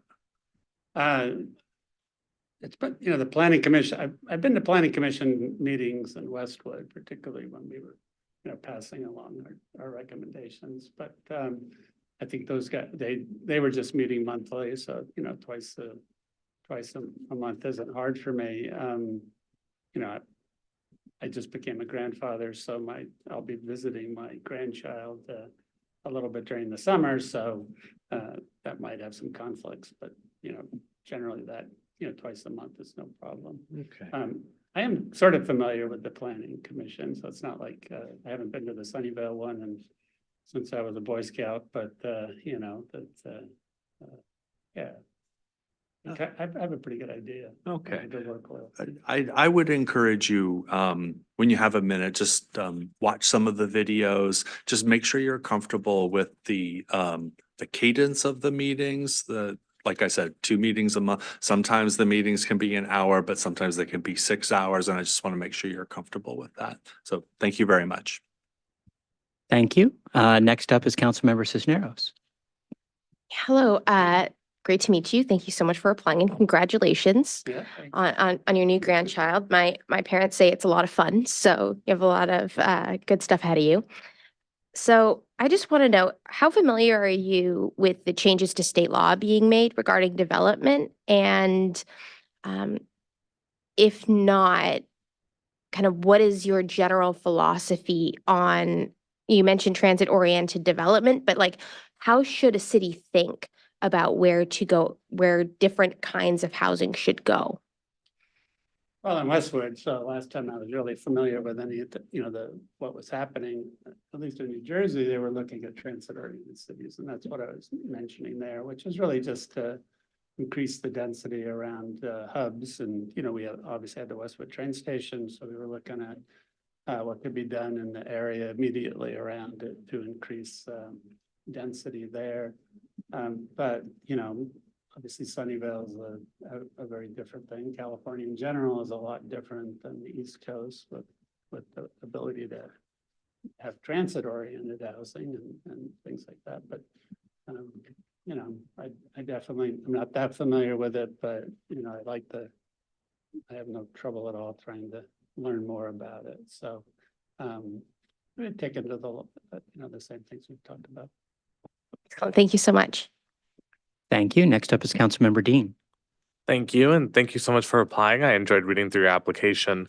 One question I have is on the more meta level, when you look across the city, what are some areas where you look at the way it's planned and you're like, okay, I think the city did well here. I'm glad to see this, whether it be recent, long time ago. And then conversely, what are some areas of the city or one feature of the city where when you look at it, you're like, maybe that's something that could be planned a different way?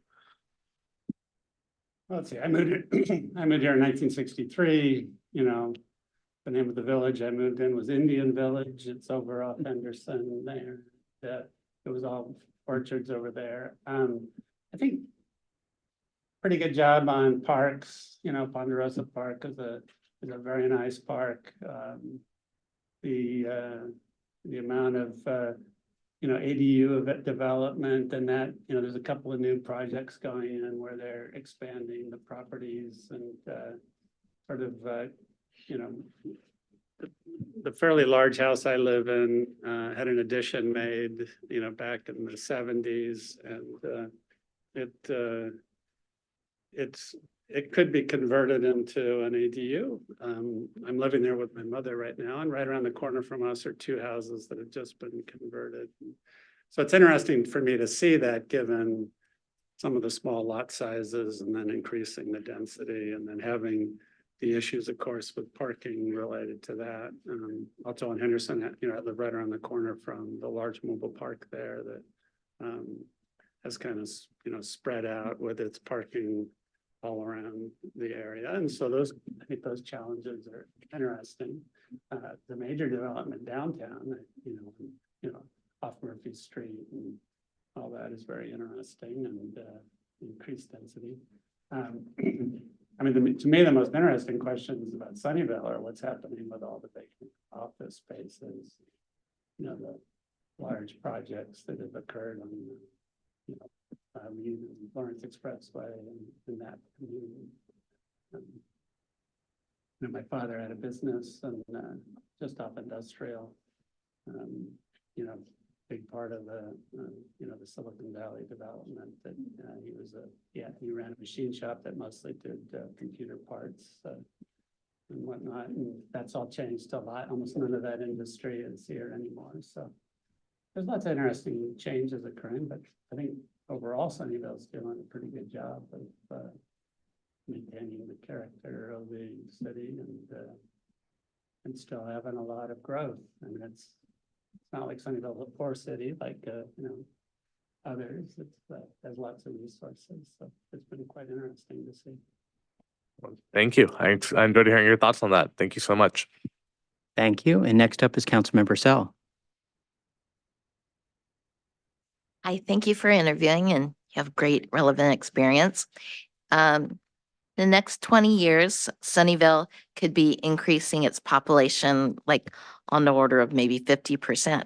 And you mentioned that to handle growth, you need to take into account sustainability, increase homelessness, and other factors.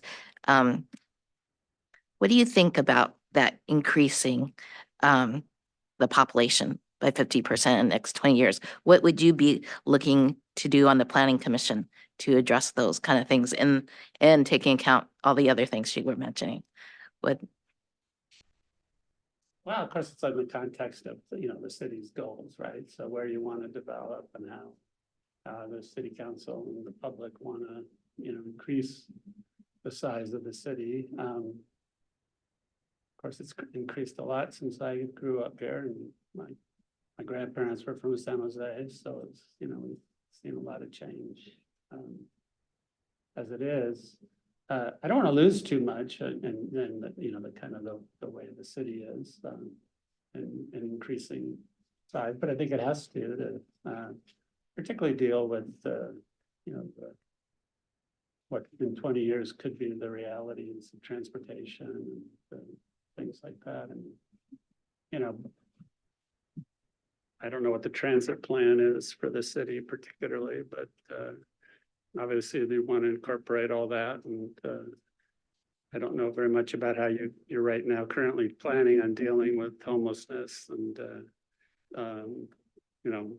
only what I see in the paper about, low cost housing and what's going on in that direction. So, I'm sort of interested in seeing what's going to happen and how you meet those goals. Okay, thanks. Thank you. And lastly, sorry, Councilmember Mellinger.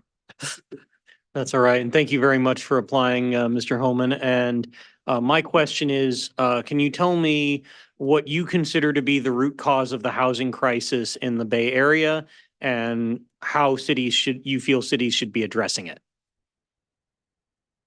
See, the root cause, that's a good one. Let's see, my mom, the house I live in, we bought for $35,000 in 1963, and it's like $3 million. Hurting here. It's $3 million now and rising quickly, it seems. I just saw a house like ours that went on the market or sold for $3.6 million. So it went up $600,000 in 3 months. So what's behind that problem? Is it outside investment? Is it people like my mother not being willing to sell their house ever? As long as she's alive, she has no intention at all of leaving that house. And so is it supply and demand? I don't really know. I don't have a crystal ball as to why it's gone up so much. They were never meant to be $1 million homes. I can assure you my home is not not in that category, but it is. Why? It's an interesting question. Obviously, there's a lot of money in the valley. There's certainly a lot of people who can afford spending that kind of money, but there's also a lot of people who can't. So a lot of my nieces and nephews have been buying, one of my nieces teaches in Campbell, and she just bought a home for $900,000 up in Boulder Creek. So she moved up out of the valley. Others are buying townhouses. Townhouses seem to be quite different market than the single family house, where you might not even be able to sell for much more than you purchased it after a few years, because they seem to be being built quite, smaller units, and things being, are more accessible here. So they're not keeping up with single family houses. Not sure how the ADUs will affect the markets and the ability to, kind of divide something up into more than one unit, but certainly it's a little bit inexplicable to my family as to why our particular property has increased so much. My mom's kept it up rather nicely, but not to that extent. So yeah, I'm sure there's lots of factors, but it's probably a lot of supply and demand with people not selling and being willing to leave their homes. All right, thank you very much. Thank you. So David, thank you for going through the process this evening. Council will be making its decision on May 21st. You don't need to be at that meeting when we're making that decision, but and then the city clerk will contact you the next day with the final result. So, Is it an open meeting? when you yes, make the absolutely. So decision? you can, you're welcome to be there. Okay, on the so 21st. Tuesday, the May 21st. Yep. Oh, all right. Okay. Thank you for being here tonight. Thank you. Thank you. Yeah, thanks to all you guys too for doing all Thank you. the stuff that you did. City Clerk. Our next applicant. Yes, so council members, in order to fill some, we have Scott Duncan, who was originally scheduled for 10 p.m. So your second to last application for tonight's packet is here. Okay. Let's do it. So jump to the end.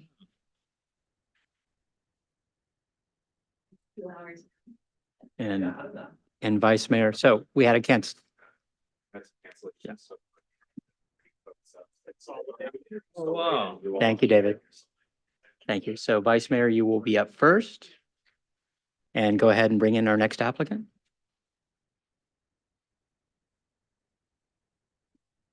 Scott, so this is Scott Duncan. Oh, the Vice Mayor. Sure.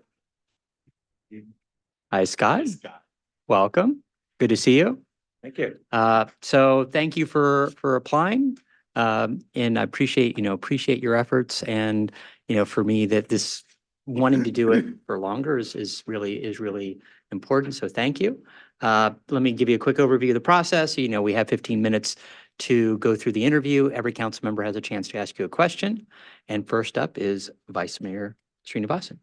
Hi, Scott. How are Hi, you? I'm doing well, thank you. Yeah. I don't need to turn a mic on or anything. No, No, no, you're all you good. have to push the, yeah, into the mic. yeah. All right. No, towards, in Pull it front of you. Towards you a little bit. But you're good. Very Okay. good. Thank you. Thanks for serving on the commission. It's really good. You're reapplying. What is one achievement or many achievements you are proud of during your first term? I mean, personally, I think when I interviewed last time, I said my instinct is to try to follow the money, and I now think I pretty well understand where CDBG funds come from, where they go, where home funds come from, where they go. It's been, I guess I feel proud to have been a small part of the housing element process. And if you ask me what I look forward to the most, it's some of the new programs and ordinances required to see the housing element through. Does that answer your question? Yeah. Thank you. Okay. Thank you. Thank you. Next up is Councilmember Melton. Hi, Scott. Nice to see you.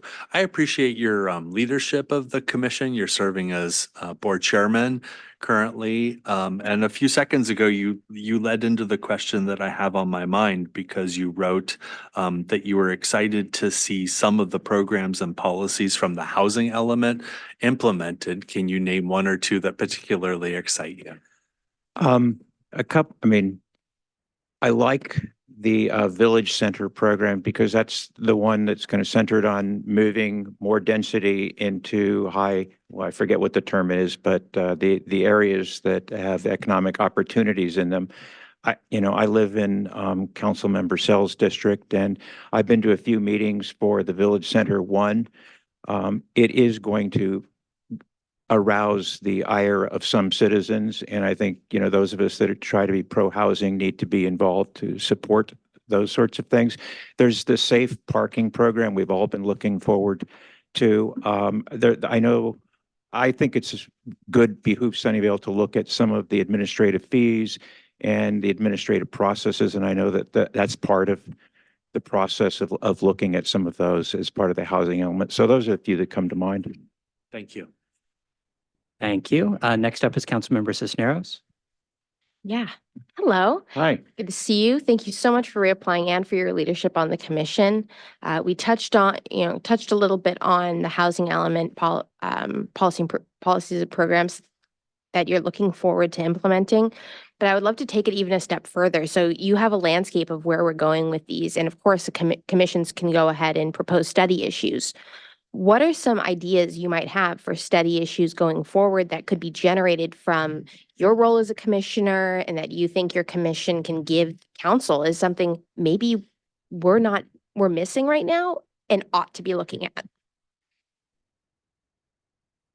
You've kind of stumped me a little bit there, but where the Housing and Human Services, we're not unlike many of the other constituents in that we've tried to advocate for a greater speed on some of the study issues, notably the safe parking one, notably some of the homeless issues. I mean, it's great we actually have somebody working for the city whose job has homelessness in it, and that's a step forward. Those are the two that kind of come to mind. You know, there's a whole new 5-year CDBG cycle coming up, and that also presents some opportunities for reallocating some money. And I've got a few ideas there where a few of the programs may not be as effective as possible. So that's another area of opportunity I see. That's great. Actually, that very much helps, not just a study issue, but I appreciate your thoughtfulness about, okay, thinking about the study issue process right now, like we're going in a good direction, and then hearing from you that there's. I guess I just say that the Housing and Human Services Commission, I don't think it's been about a year since we've tried to sponsor a study issue because most everything that we have advocated for ended up being a program and objective within the housing element. Awesome. So those sorts of, it seems like it was covered. Fantastic. Thank you. Thank you. Next up is Councilmember Dean. Thank you, and thank you for your service, Scott. I'm glad to see you reapplying.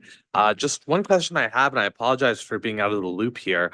I noticed on your application you talked about your commitment of time to civil grand jury, and I was just curious what your work with them is and what that is a reference to. It's a big commitment of work, and it's been an 18-month commitment of near full-time work, which is, I said, I haven't been engaged with Sunnyvale civic activities as much as I would like. The civil grand jury is an investigative body. I always have to tell folks we're not indicting anyone.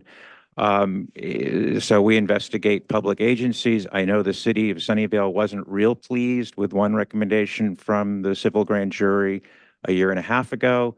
I can't comment upon on what we're working on, but it's coming to an end pretty soon, and I don't think Sunnyvale has anything to worry about. Okay, thank you so much. Thank you. Next up is Councilmember Mellinger. Well, that's good to hear. Thank you very much for reapplying, Scott. So my question is, and I'm going to preface this by saying, other than speed, Other than what? Other than speed, what can the city be doing to improve its outreach to the unhoused community and improve unhoused services? We all know, we all definitely feel the delays and, the fact that new policy work can be slow. But beyond the sort of question of, okay, how quickly can we get things off the ground? What should the city be looking at doing better as we, in how we serve the unhoused community? I'll come at it with, first off, I think I acknowledge housing is more owned by the county. And that's I don't know, it's a fact. It's whether it's a sad fact or not, I don't know. I don't know. All of the right programs seem to be out there. So, I mean, speed does seem to be the essence of it. And it seems like with tenant-based assistance, relocation assistance, that's not really not homelessness. So I'm not answering your question.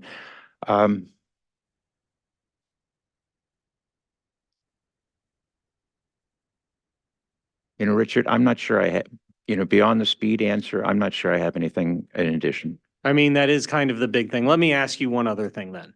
What would you say is one really big thing that you've learned in your time chairing the Housing and Human Services Commission? That one's relatively easy, and it's the most frustrating part of Housing and Human Services, and that's the human services part of the equation. There is just so much need out there. There's so little money out there. I realize Sunnyvale is actually, don't ask me why, but I listened to the city of Santa Clara and their discussion of human services funding from CDBG. They have exactly the same debate over too much need, too little funding, but they have no general funding, unlike Sunnyvale. I've tried to advocate for a little bit of inflationary increase in some of the human service funding. So that's the most frustrating part, is the human service side. There's just too much need and too little funding. All right, thank you. Thank you. Next up is Councilmember Sell. Hi. Good evening. Great to see you here. We actually served on the commission together, and thank you for continuing to serve on. What would you like to accomplish in your next term if you're reappointed? Are there some Well, I vision? mean, we're advisory to the city council. I'd like to see, I'm excited to see the CDBG 5-year plan, but most excited about the housing element and just again, trying to be a pro-housing advisory committee. So provide to the city council guidance, especially kind of for some of the folks Richard was mentioning, folks on the margin and how they might be affected or how they could be benefit from any programs and services that might be coming up for the housing element. Okay, thank you. Okay, thank you very much. And Scott, so thank you for wanting to apply. And I just want to say thank you for serving on the grand jury. So I've spoken to the grand jury and been part of that process and really appreciate your time on that. I saw you speak. I remember, although it was all Zoom, so it was a little bit easier than being in the room. But from your application, you talk about re-engaging. And so what's your vision of re-engaging? Not just, and I appreciate all the time that you spent on the Housing and Human Services Commission, but how would you like to re-engage with the community? I've had some discussions with Leadership Sunnyvale about that. I've had some discussions with Livable Sunnyvale about getting involved in a more leadership role.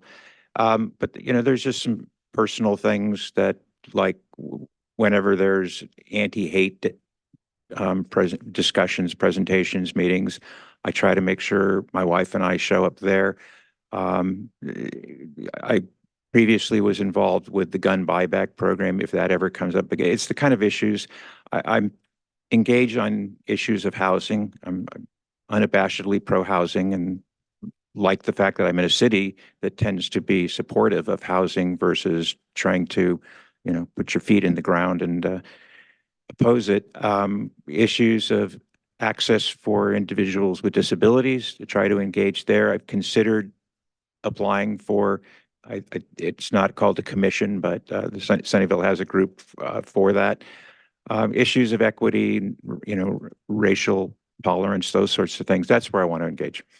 And I appreciate that. Just trying to get, and not that it devalues your efforts on the housing and services, but I think it ultimately supplements that. So thank you for wanting to give back in the community. That's all of our questions for tonight. Okay. So thank you for going through the process. Council will be making its decision on May 21st, and then the city clerk will contact you after that with the final result. All right. Thank you very much. Thank you. Thanks, Scott. We'll take a 7-minute break and come back at 8:20.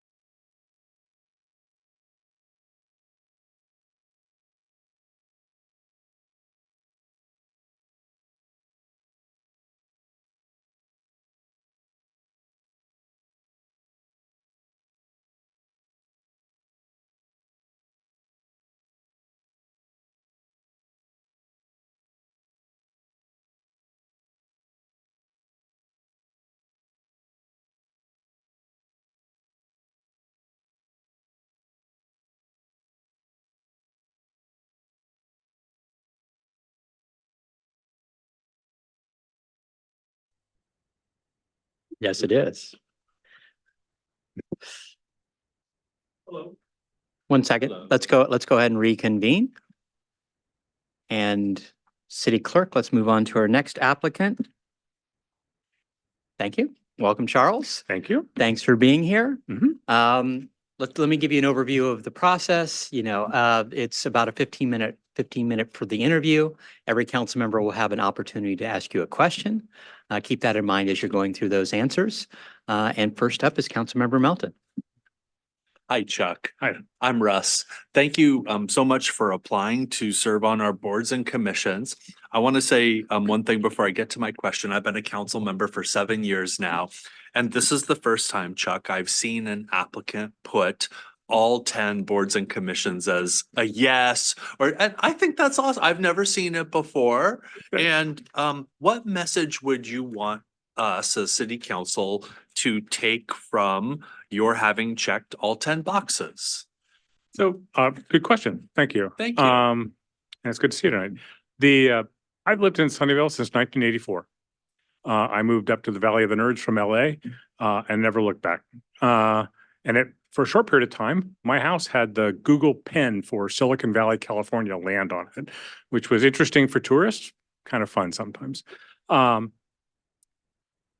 that time, I've done volunteer work for the church. I'm a member of the Sunnyvale Presbyterian Church, but haven't put back in to Sunnyvale as an organization, as a community. I recently retired about 2 years ago. My financial planner said, guess what? If you don't want to work anymore, you don't have to. And I said, great, I'm out of here. And I've been spending my time doing interesting projects and doing other things, but I like to have my days spent productively. And anything I can do to help Sunnyvale, I think would be great, because I really love the town, have loved it for a long time. That said, last time I was here, we were talking about health and human service, or health services, or human services, and the historical commission. My passion from Sunnyvale would be the library, because and I decided to rate all the commissions. I'd be happy to give back anywhere I could, and decided to rate them in order of which ones I felt I would be most passionate about supporting. That's why I put the library number one, right? Because my daughters grew up here. They all went to the library. They would check out tons of books. The librarians are fantastic. And there's nothing better for a kid that says, why, than take them to a reference librarian and say, here. They love it. So that's why I said 10. Right on. Thank you. Thank you. Next up is Councilmember Cisneros. Thank you. And thank you for applying. And I do remember you talking about the pin story. That is such a cool bit, like just being a piece of Sunnyvale in that way is so interesting. So again, yeah, I'm interested. I was so interested in listing all of them, and you've just answered that. But I suppose I would like to ask, when you think about being a commissioner, what would you consider success at the end of your time as a commissioner in the city of Sunnyvale, regardless of what commission you would end up getting appointed to? So that's a good question, right? I've done a lot of work in standards bodies, right? And standards bodies, I can imagine, although I don't know, might feel like commission work, in that we have a lot of different voices. They have a lot of different opinions. But a successful standard comes out at the end with everyone agreeing that of the possible solutions, this was the best one we could recommend as a standard. And I've always found that groups of people will have diverse opinions about what the right answer is. And I've always been a big fan of not believing any one opinion is correct, in the sense of no one direction should be the one we all go to if we haven't heard all the voices, because we don't know, right?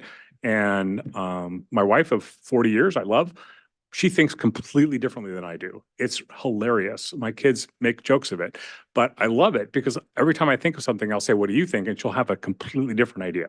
So what do I see as successful commission work? I see that as being able to bring those voices out, listen to them, and synthesize something that everyone would agree would be a reasonable solution.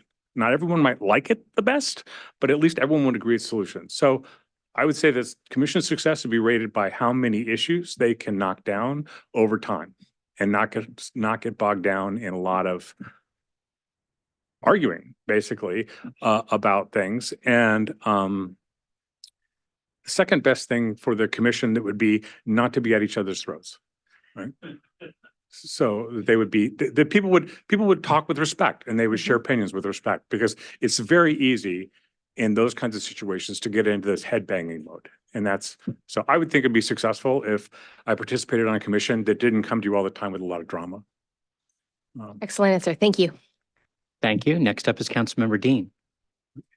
Thank you. And hi, Charles. Thank you for applying again. And, Certainly.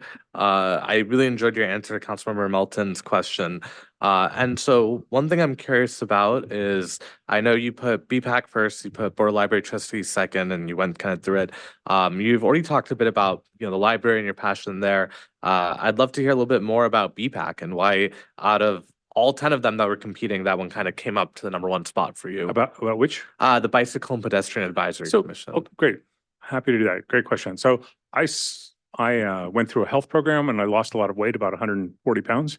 And part of that program was to walk. That was to get physical activity calories, right? As part of the program done by Palo Alto Medical Facility across the street. And I developed a habit of walking. I love it. I walk back and forth. I walk 7 miles a day in Sunnyvale. It's great. I walk downtown to the farmer's market. I walk back home. I walk to Trader Joe's. I walk all the ways. I love sculpture. I like looking at all the sculptures. That is great. But then one of the things that's I would say irritating to me, I'll be honest, is that too many people in Sunnyvale ride their bikes on the sidewalk. Because even though we have bike lanes, we've put in bike lanes that, sometimes great consternation to the citizens, people don't use them because they're still worried that cars are going to hit them, or for whatever reason, right? Or they want to go the wrong way. And recently, I would say the explosion of electric powered scooters and bicycles now takes that problem to the next level, which is, I can generally predict how fast someone will be coming up behind me if they're pedaling, but it's not, all bets are off if they're on an electric device. They're almost riding a motorcycle as far as I'm concerned. So I've had some number of close calls, and I think there's some community outreach that could be done there. I think it'd be great to start brainstorming ideas about what do we need to do to help people either trust the bike lanes and use them, or figure out a way to communicate the dangers to pedestrians for whom the sidewalk is the only choice, that's the way to go. So I think that's a 21st century problem with all the electric scooters that commission could solve, and that would be a good thing. To make recommendations to you guys to solve it. We don't want to solve it. We just want to say what we think should be done. Thank you. Thank you. Next up is Councilmember Mellinger. Thank you very much, Mr. Mayor. And I'm going to ask about a different commission since we kind of get our choice. Yeah. So you have a very strong engineering background. Yes, I And do. to my mind, when I look at the 10 commissions, the commission that has the strongest fit for that is actually sustainability, because of frankly, the very in-depth science-y work that they have to do. Yes. And so you mentioned here, containing the growing threat of plastic waste. Yes. Do you have any ideas or thoughts on local initiatives that, could come out of the Sustainability Commission, possibly as a study issue, possibly through the speaker series, that the city could promote to combat plastic waste? Certainly. Let me dive into plastic waste just a little bit. So one of these things that I've been passionate about is creating an economic way of dealing with plastic waste. And the reason it needs to be economic is because plastic recycling is kind of a myth. People don't do it. Plastic waste is not economically transformed into the feedstock needed to make plastic to do the same things it did before. That said, plastic contains a lot of oil and it contains a lot of energy. So I originally proposed this idea, and I've been working through my senator, and I wrote to the governor, but Newsom didn't decide to respond. But the surprise, I know, that we could process plastic into a feedstock and incinerate it at high temperature. And you could do that without generating any toxic chemicals out of the output. You generate CO2, but you wouldn't generate a lot of negative chemicals that you get when you burn plastic at low temperature. If we did that, it took the waste heat and generated power, It's not economical to do that because you can't make power that cheaply that you could sell to the independent system operator. But a municipality like Sunnyvale with their own power plant could be grid tied like my solar system on my house is. And if we could convince the California PUC to provide a municipal rate plan, which is watts for watts, not like mine, which is they buy it wholesale and they sell it to me retail, then we could create a more economic way. Sunnyvale could offset their costs. They could get rid of plastic waste. And at the same time, if you're following Newsom's 2035 everybody's electric plan, as you upgrade your fleet to be electric, you move more of your demand onto electricity and less from other petroleum products. If we could get that system going and make it possible for any municipality to build one of these plants out of a blueprint, I believe we could actually start to cause plastic waste to stop increasing. Okay, at least slow its rate down significantly. So that was that, but that requires California as a state to make some fairly large political choices that involve commissions, in this case, the CPUC and CARB, to understand a big picture and not necessarily work directly for the people that are always complaining to them, right? The power companies and the air quality guys. So that was my thought. Now, Sunnyvale, we can process plastic waste into things that are useful, but not bottles, right? It can be processed into building materials. It can be processed into other things which keep it from becoming microplastics in the food supply and keep it from becoming landfill, basically.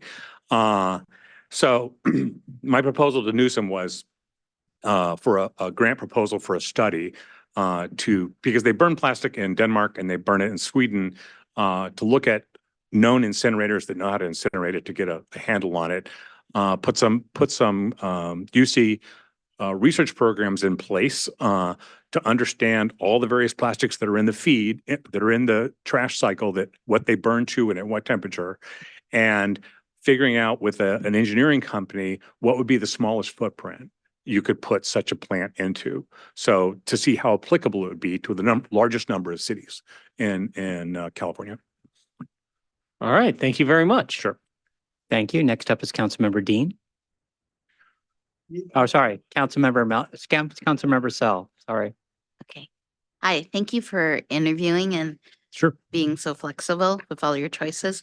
I wanted to ask you, so Heritage Preservation Commission, you ranked like number 8. Like, even though it's ranked number 8, do you think that's something that you could contribute to or that you would feel fulfilled with, or what do you think about that? No, absolutely. Absolutely. So, although, Councilman Merlinger asked me a question last time about the Heritage Preservation Conference, which I answered badly. My primary experience with Sunnyvale and historically has been as an engineer, right? As a nerd. I've watched it go through several recessions.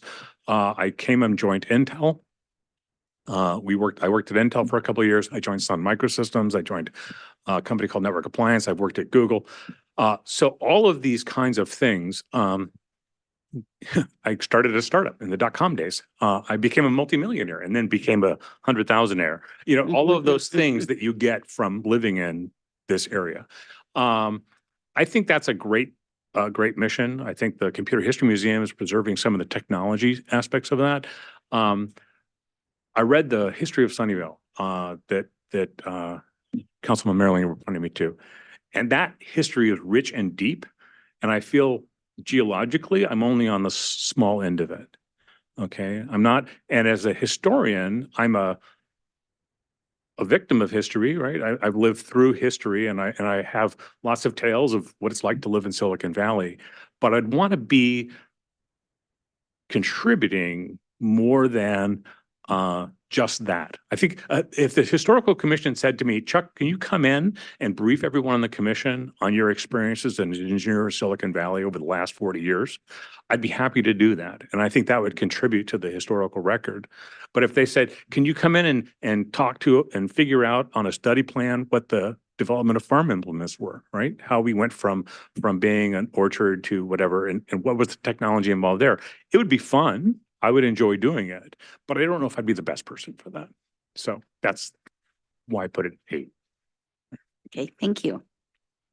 Thank you. And I'm up next. And since we're talking about multiple different commissions, let's go to the Board of Library Trustees. And so council has, moved forward with moving a branch library in the north part of the city, but we're currently looking at conceivably adding a brand new library to replace our old library. So we're doing polling on that right now, Right. on what the vision of conceivably a new library is and what the residents' opinion would be if we went out for a bond on that. What's your opinion of the new library? We've been doing lots of outreach to try to get a needs assessment, and we kind of ended up with 2 different designs, but I'd be interested to get your view of a new library.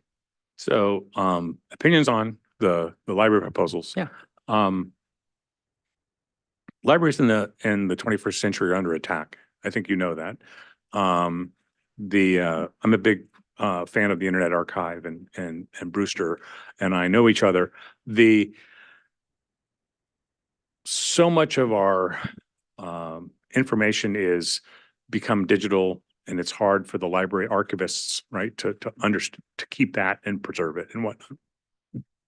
So I think the only way to start with an upgraded library, I think a library as a repository of knowledge, the stacks, current, fiction writers and reference material. I'm sad when the patent library closed. That was a great resource, and I wish it was still here.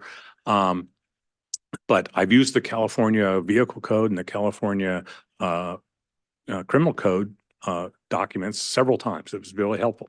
Not because I'm a criminal, but because which could come off weird, but because I needed to know something and I wanted to know how things were going on, right?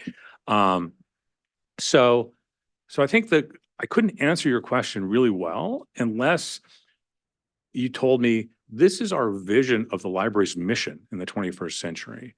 And then you could fit that vision with the best way to support it, right? If your library is not going to be anything different than it is now, right? If it's going to be kind of the same, then I think it's well served by its facilities. And I think the North Branch is an excellent idea. I totally 100% support that because I think there's an underserved community that can get there, right? My kids benefited hugely from the fact they could walk to the library. That was like the best thing ever. So that's a huge thing. So that's kind of where I'm at. I mean, I would really want to know what mission council saw for the library in the 21st century. And I'd be happy to help, figure out and help communicate those proposals to the citizens to say, okay, these are the choices and this is why this would be better or this would be better given this mission. No, I appreciate that. Sure. Thank you. And lastly, Vice Mayor Srinivasan. Thank you. Thanks for applying to all the commission. It makes our life very easy because we can pick and choose whatever we want to ask. Right. And then I also enjoyed reading some of the responses you have given. Actually, Council Member Mellinger stole my question verbatim. I was on Sustainability Commission, and then that was the question I wanted to ask. Okay. But then I'll stick to the Library Commission, Library Trustee. One of the things you have mentioned here is the copyrighted material, copyrighted materials, Correct. right? And then you also say one of the ways to improve that is educational outreach. Can you elaborate on that? I'm sorry, was this? I'm sorry, my hearing's So not great. basically, navigating that is going to take a combination of educational outreach, legislative action, and at some point, national discussion. Right. So one of the interesting things that's come out of the lawsuit against the Internet Archive has been this notion that digital materials are licensed not sold. So you buy a DVD and they tell you you didn't buy it, you just licensed it for your use. And as a result, lending it out to someone else is considered a copyright violation. It's a license violation, right? That's even harder with ebooks, right? So you loan an ebook out, and even if the library is 100% above board and they have somebody's grandmother estate. I'm sure that'll happen to me too here in a moment. Yeah, I got the. Yeah. So with ebooks, which a lot of things are in ebooks now, which are a great way to get outreach to people who can't get to the library, right? The publishers are furious, frankly, that libraries are willing to loan those out. Now, that is it's a conflict between publishers who want to make more money and the mission of the library, right? What it is to help people get access to information that, Ben Franklin saw back in, the early days, right? So I think it's a really complex problem. And Sunnyvale, being in the heart of a technology world, might have a way to contribute to that problem. We could certainly look at it in ways that are useful for the national dialogue on what does it mean to be a library in the 21st century.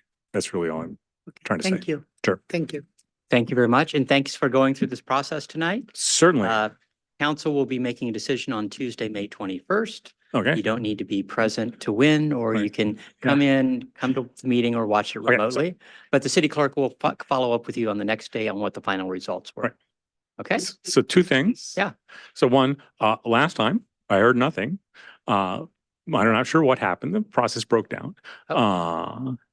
Okay. And the second question was, I was wondering if what do you look for in a council member?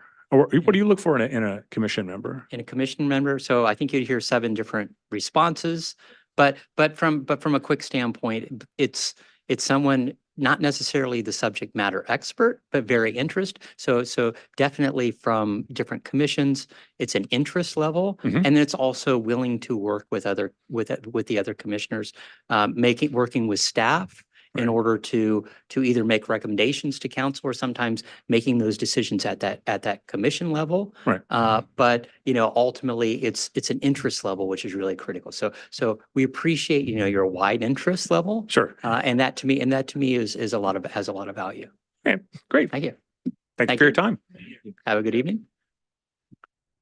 So our next person will be Charlene. And we'll be starting it with Councilmember Cisneros. City Clerk, can we have our next applicant?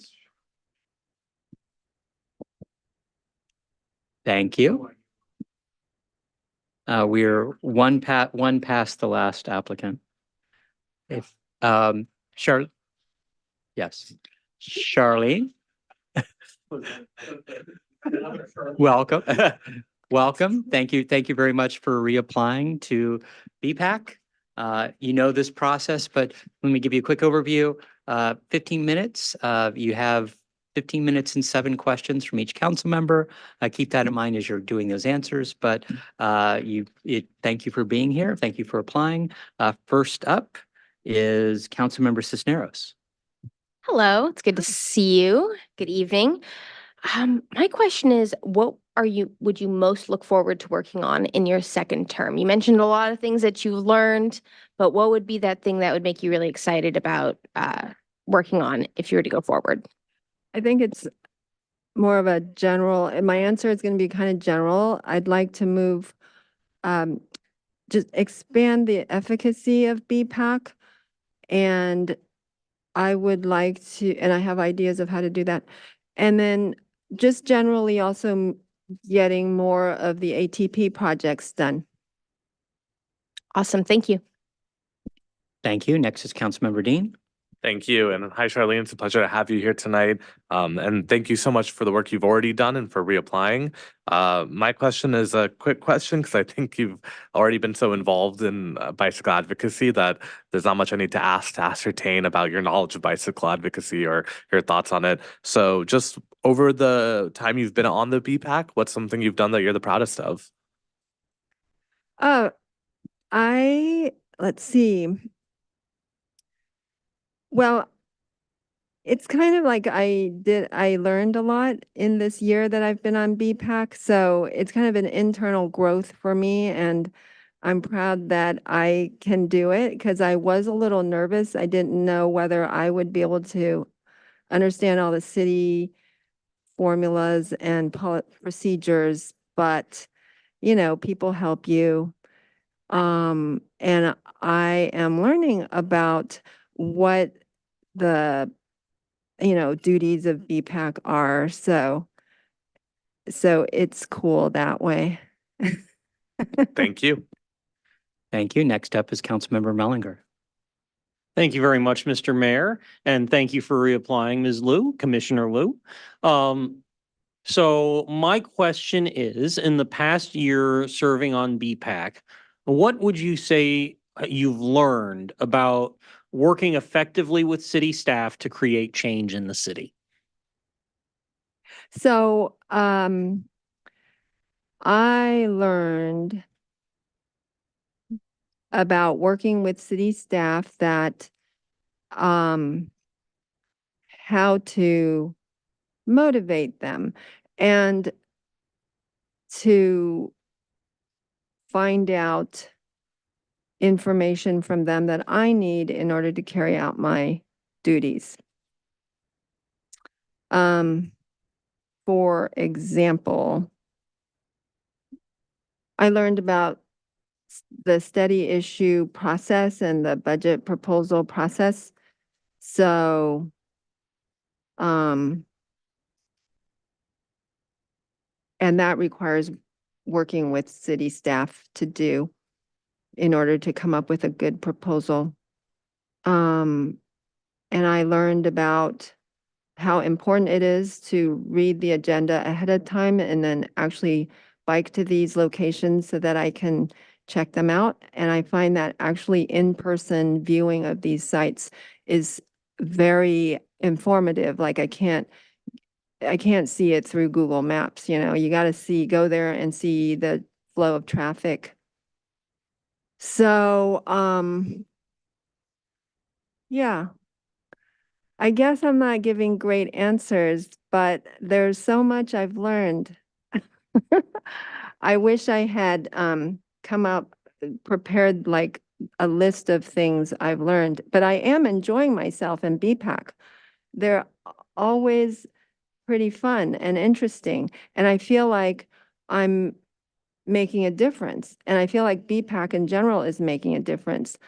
So in that sense, it surpasses my expectations of what being on BPAC can be like. All right, thank you very much. Thank you. Councilmember Sell. Hi, thank you for interviewing. And reflecting back on this year, is there one project or something where you felt that the commission and the staff and the council really worked well together and, the BPAC did their job advising the council and the staff did their job preparing material for BPAC and that council, any like project that you felt that is council, BPAC, and staff working at their best? I think that would have to be on a project where we mostly aligned, and one of the major ones was the budget proposal to hire an active transportation planner. And so staff was interested in that, hiring that, and so BPAC was very supportive and council was very supportive. So we worked together well there. Yeah. Oh, and to answer a previous question, I guess what I'm most proud of in my past year is one of them is that I proposed the active transportation planner position, which hasn't fully been approved, but hopefully will be later this month at the budget workshop. So I'm answering that question now. Okay, thank you. Thank you. So your well-known as far as a bike advocate and trying to get better, more biking. One of the reasons you say you want to be reappointed is working on improving walk accommodations. What walk accommodations are needed in the city? Where do you see the number one priorities as far as that's concerned? Did you say walk as in Walk, W- WALK. walk accommodations? Yes. Well, there are like lack of sidewalks in Sunnyvale. And for example, in parts of North Sunnyvale where the old Fry's used to be, like there's no sidewalk there, yet there's residences up there. And I've had members of the public tell me about that and how we need sidewalk there. And they have to, instead of walking on the road, which lacks sidewalk, they have to traverse the parking lot because it's safer there. So that's one example. Okay, thank you. Vice Mayor? Thank you, Mayor. Actually, Mayor stole my my question, but thank God I have the second question.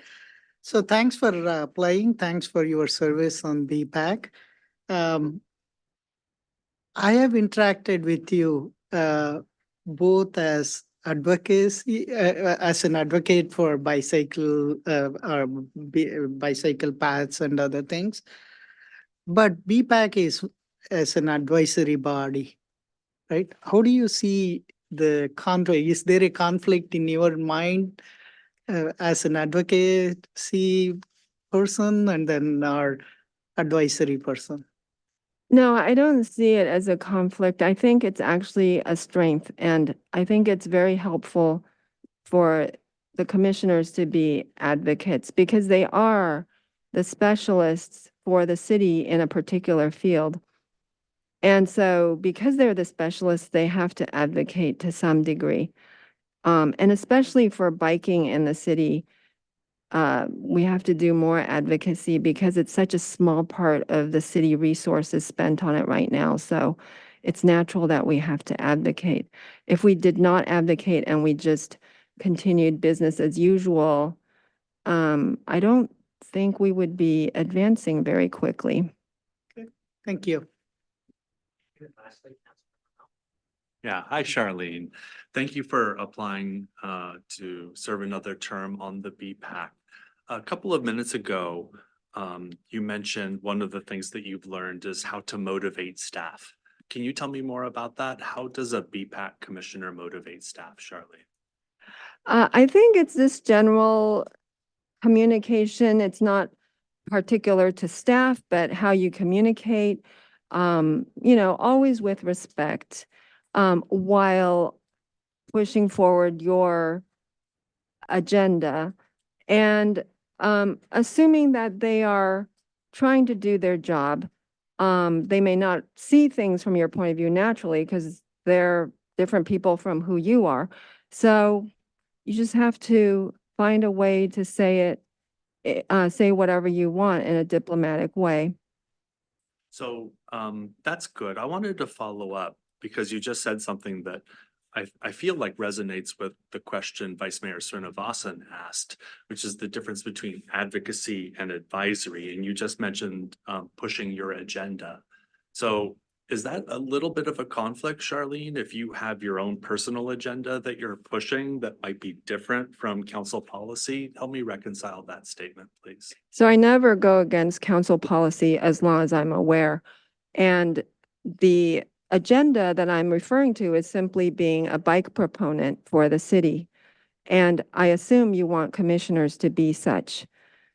So I don't see that as a conflict. And then just the final question, getting back to the comment about motivating staff. Can you give me a specific example from your year on BPAC where you motivated staff to do something? Well, I don't know how good I was at motivating, but I would ask them for a certain, I would have some questions about like, how does this procedure work? Or can you point me to the policy on this so I can learn more? And they respond. So certainly I am not in a position to direct them to do anything. I'm not a council member, and actually you can't direct them either directly. So, so yeah, that's all I can do is like when I request something, they reply to me, and that is good. And then like recently, like for this upcoming BPAC meeting, I asked one of the staff members to clarify something she had said in a previous BPAC meeting a couple times ago, because there was confusion about it, and I don't think it was clarified for the commissioners. Primarily, it was about the TDA funding, and commissioners thought they were not actually making any contribution because they thought the council had already decided on the priorities for this year. And the staff member didn't clarify that actually council had made that decision for previous years. They were prioritizing previous year's funding in February of this year. And so now all the commissions think that it was a waste of time, but in fact, we were prioritizing this coming year's funding. So I asked the staff member to please clarify that at the next meeting. Okay, thank you. Thank you very much. So that's all the questions. Council will be making its decision on Tuesday, May 21st. And of course, the city clerk will then contact you after that meeting with the final results. Can I add one thing? Sure. Since I have 2 minutes. So one of the things that I have spoken to a few of you about, not everybody, is about how to make commissions more effective. And in particular, I wanted the ability for commissions to do commissioner-led meetings.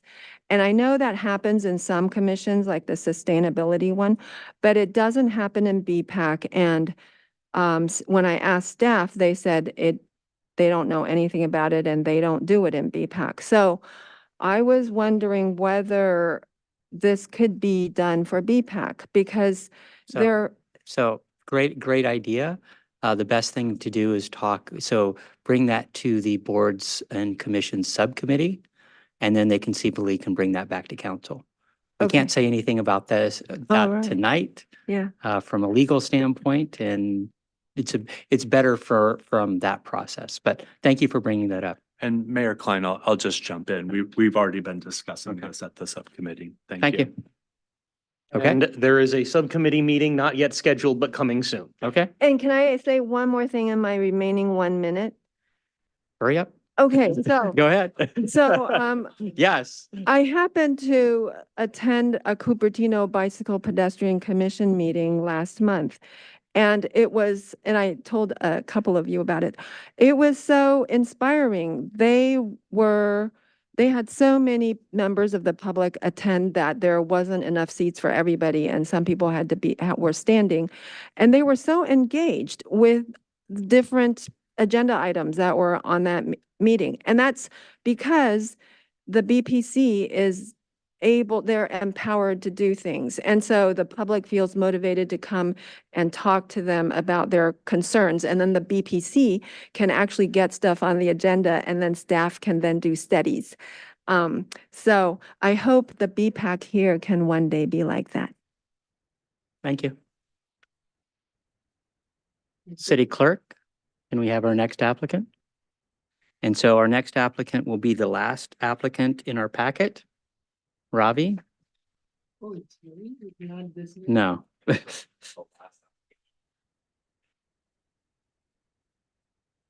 And Councilmember Dean, you'll be up first. Ravi, good evening. welcome. Thank you. Thanks for being here. So I'm Sunnyvale Mayor Larry Klein. Thank you for applying for the commissions. And I just want to give you a quick overview. So we have 15 minutes. About 15 minutes for the full discussion. Every council member has an opportunity to ask you a question. So keep that in mind as you're going through your answers. Okay. And first up is Councilmember Dean. Hi, Pleasure to meet you, and thank you so much for applying and for the work that you have done. I saw all the different work you were doing volunteering, from everything from the Neighborhood Association to the Diwali event. So thank you for doing all of that for Sunnyvale. And I saw that you applied to 2 commissions, one being the Housing and Human Services Commission and the second being the Parks and Rec Commission. I'd love to just hear a little bit more about why the first one was first and the second one was second. Yeah, I think fundamentally, I mean, I was looking at all the commissions and this thing, right? I'm kind of more an outdoor person, right? So that's why I kind of chose this Parks and Recreation and the Housing and Human Services. Even in both of them, right? I think to me, both of them are very close to my heart in the terms of that, what I like to do and how I want to kind of help.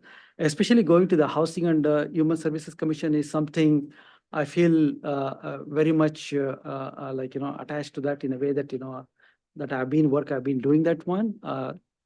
Reference to the care for the people and how I can help, and especially for the needy people and everything, which is something like, I've been doing that over the last several years with food, raising the food and the backpacks and everything, right? So I feel like, number one is Housing and Human Services is something like, I would like to kind of put up more weight. And equally on the Parks and Recreation, because I think the city is growing extensively and there is a lot of families live here. I think there is a lot of need to kind of stay focused on that one. And I feel like, being an outdoor person, I can also contribute over there too. Yeah. Thank you. Sure. Thank you. Next up is Councilmember Mellinger. Thank you very much for applying. And my question for you is about the Housing and Human Services Commission. What do you believe that the city can and should be doing better to address the needs of our unhoused community? Yeah, I mean, I've been living in this Cupertino and the Sunnyvale area for almost like 20 plus years. I've seen the city has changed and grown and everything. And I think one thing which is really, I think in the last several years I've noticed is the inflation and the cost of everything is so high. And I do see a lot of people are going through a lot of hardship and other things. And I do appreciate City of Sunnyvale what they're doing it, because I do attend some of the commissions these things, and also go through the notes and meeting notes and everything. And I do want to thank City of Sunnyvale doing everything they can, right? And as I kind of sit and listen and other things, right? And I feel that, City of Sunnyvale, they can partner with more nonprofit agencies in terms of bringing more help to help the needy people and also make the housing more affordable, right? So there are various creative ways, you can bring some certain innovative programs to kind of make that happen. But I do recognize what City of Sunnyvale is doing it, and I think again, I feel not only just a Sunnyvale Community Service, there are more other nonprofit organizations can come together and help and support that one. Okay. Thank you. Next up is Councilmember Sell. Hi, thank you for participating in this process and wanting to participate in the city governance. I was on the Housing and Human Services Commission, and sometimes, a lot of times, the need is much greater than the resources we have. What are your ideas of if you see a need and more people need more help, but the city and the funding we have is limited? What are some of your ideas of thinking outside of the box to recommend things to the city to address the need with limited funding? Yeah. It's a great question, right? I think to me, I feel like, there are people out there who wants to kind of help the needy people and make it more affordable.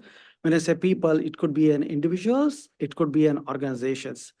To me, I see City of Sunnyvale, it is growing, and a lot of organizations are here. A lot of organizations have specific programs and initiatives. They want to kind of partner with city in terms of funding, in terms of creative programs and everything, right? I would say that is one of the things. Probably City of Sunnyvale is already doing it, but that is a corporate kind of taking the help from the corporate is one of the key thing. And also, I think not only, I feel like, not only just city of Sunnyvale, if I look at old Bay Area, most of the cities are undergoing the same, like, similar challenges too.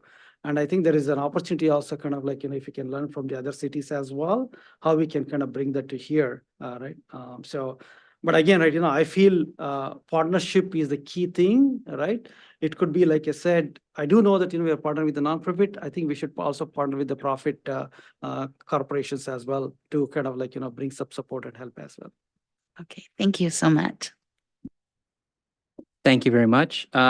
You talked about meetings that you attended. So have you attended both BPAC and Housing and Human Services Commission, or one or the other? Just trying to get a better idea I first. attended this thing. Oh, sorry, Parks and Rec. Both of them Parks and Rec. or the Zoom, Yeah. right? Or the Zoom. Yeah. And also kind of reviewed the meeting notes as well too. Yes. Okay, and then what was your takeaway from those meetings? Yeah, I think to me, it is, I think it's very, when you say like, what is the takeaway, it's really well orchestrated, structured, and agenda and everything more from the structure perspective. But in terms of the content, right, in terms of what is being discussed, I feel like, relevant topics have been discussed. And I feel like, there could be more involvement from the community, right, in those sessions, right?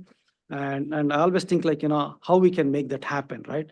Or maybe how we can take this to kind of like, some of the community, right? A good example is I'm part of like, my neighborhood association, right? Panama Park Neighborhood Association. And I think we could have some kind of a once in a quarter, once in a 6 months, right? Some kind of a meet the city kind of like, kind of a this thing taken over there to talk to them on all these various issues, right? When I say issues, not for resolving, sometimes like educating them, because we all live in one community, and I think it's important for us to kind of share and important to kind of like get ideas. You never know, the best idea might come from someone out there too, right? But really how we can bring that here. But going to your point, like, when I look at the city, Right. is doing great. I just feel like, we should bring more like, involvement from the community. I appreciate that.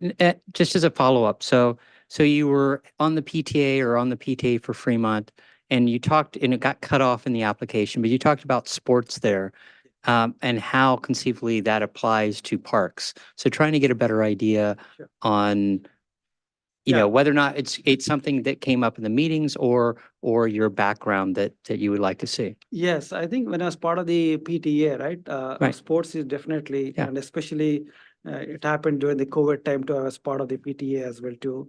And I have kids too, right? Sports is super important. I just feel like, sometimes with all this this thing, we are losing that thing, right? And I have a dog too, and I go to the park every day. Sports is really important. I think when I about 15 years back, I myself used to go to the the park, and I used to play basketball and various things, right? It's really important to sports in a way that, how we kind of in the park, make in the city and park, right? How we can make that, and how we can kind of also kind of upgrade it, right? Not only upgrade it, like, how do we drive the community, especially the young peoples, into the city, right? And how do we create some kind of innovative programs over there so that we can drive to the city? And one more thing is that nowadays, even myself, I have a teen kids, right? So earlier they used to play basketball and all kind of stuff. Now they're always on the game too, right? How do we kind of build the bridge at the same time we cater to that generation also? We kind of like, cater to how we can keep them real as well too, right? Okay. I feel like, sports is very important as far as the PTA is concerned. Where I was, Fremont High School, there is something called Pumpkins Run. Pumpkins, run, right? Run. So my kid was a little bit shy. I told him, like, if you're not going, I myself is going. He said, Dad, wait, let me go, right? And he went, and I did go too, right? And when I went there, I wanted to show it to my son, like, I am there as a parent, I'm participating, and sports is important. You having it, taking time outside is very important as well too, right? And I think it's important for all the parents, right? So I would say sports is very important, whether it is a PTA, whether it is part of the city, in shaping of the person, creating great memories. And again, I think we as I think in the city of Sunnyvale, right, have a responsibility to how we can give that kind of a facility or like, the opportunity and programs. Okay, thank you. Vice Mayor? Thank you, Mayor. Thanks, Ravi. Yeah, thanks for applying, and then thanks for all the community work you're doing. In your application regarding improvements you suggest for the city, you mentioned two things which are really, really interesting for me. One is internship for our students, and then also skills training. Can you elaborate on that? Yeah. Sure. As a matter of fact, going back to my PTA, right?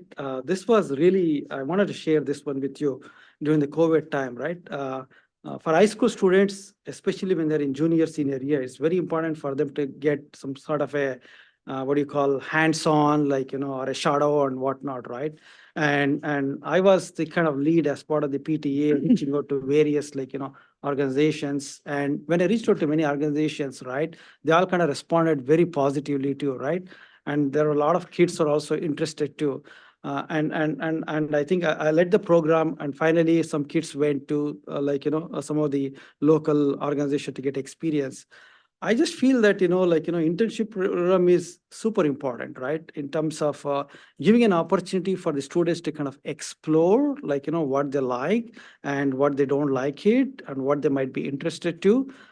As a matter of fact, I was reading an article sometime a few weeks back too, and which I came to know, Germany as a country, right? Once you graduate, they have a paid, government paid, internship program, right? For a year or so, right? That will kind of help them, people to kind of get hands-on and get them started too, right? So here, when I was kind of driving that program for the PTA in Fremont High School, a lot of organizations here, they want to kind of have that kind of program. And in fact, where I work here, we have a very great an internship program, and not necessarily all of them get hired. It gives an opportunity. You never know who will become what in terms of a leader. Somebody's creating a company on their own and everything. But I just feel that we are given that opportunity for the kids to kind of get a hands-on experience, right? So internship is, I just feel that it's a great opportunity to give it to the kids, be it an undergrad kid, be it a community college, be it a high school. And in fact, in Lawson School, you might have heard of Lawson High School. They have a program at the high school level only where they invite certain industry experienced people to come and talk about it.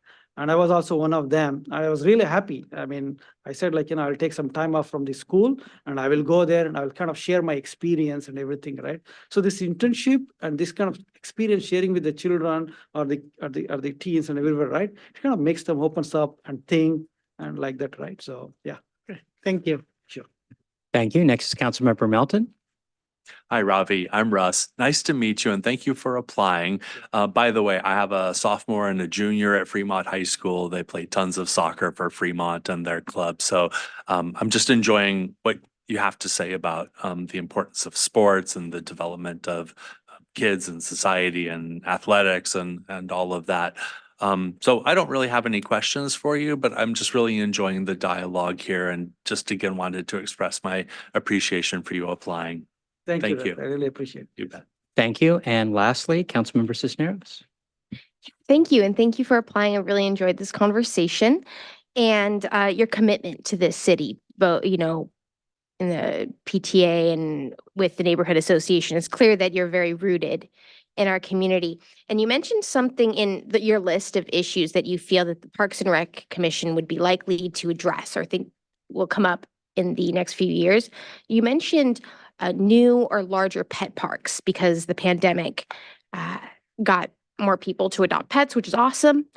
And it made me think, just in this last study issue process, council ranked something about this highly, and we need to go figure out through the budget process if it's going to be funded, but you're absolutely right. It's the dog off-leash areas in Sunnyvale parks. And so what that means, there would be potentially hours in our city parks where dog owners can come together and let their dogs off leash only during certain hours in certain parks due to the lack of available dog parks that we have. I would love to hear your thoughts. How would you think through that problem? You don't have to have an answer to what we should do because I'm not clearly don't have all the information, but how would you think through a problem or think through an issue like letting dogs off leash in certain parks during certain hours? Yes, thank you for asking me that question. That is very, very close to my heart too, because I have a dog too, right?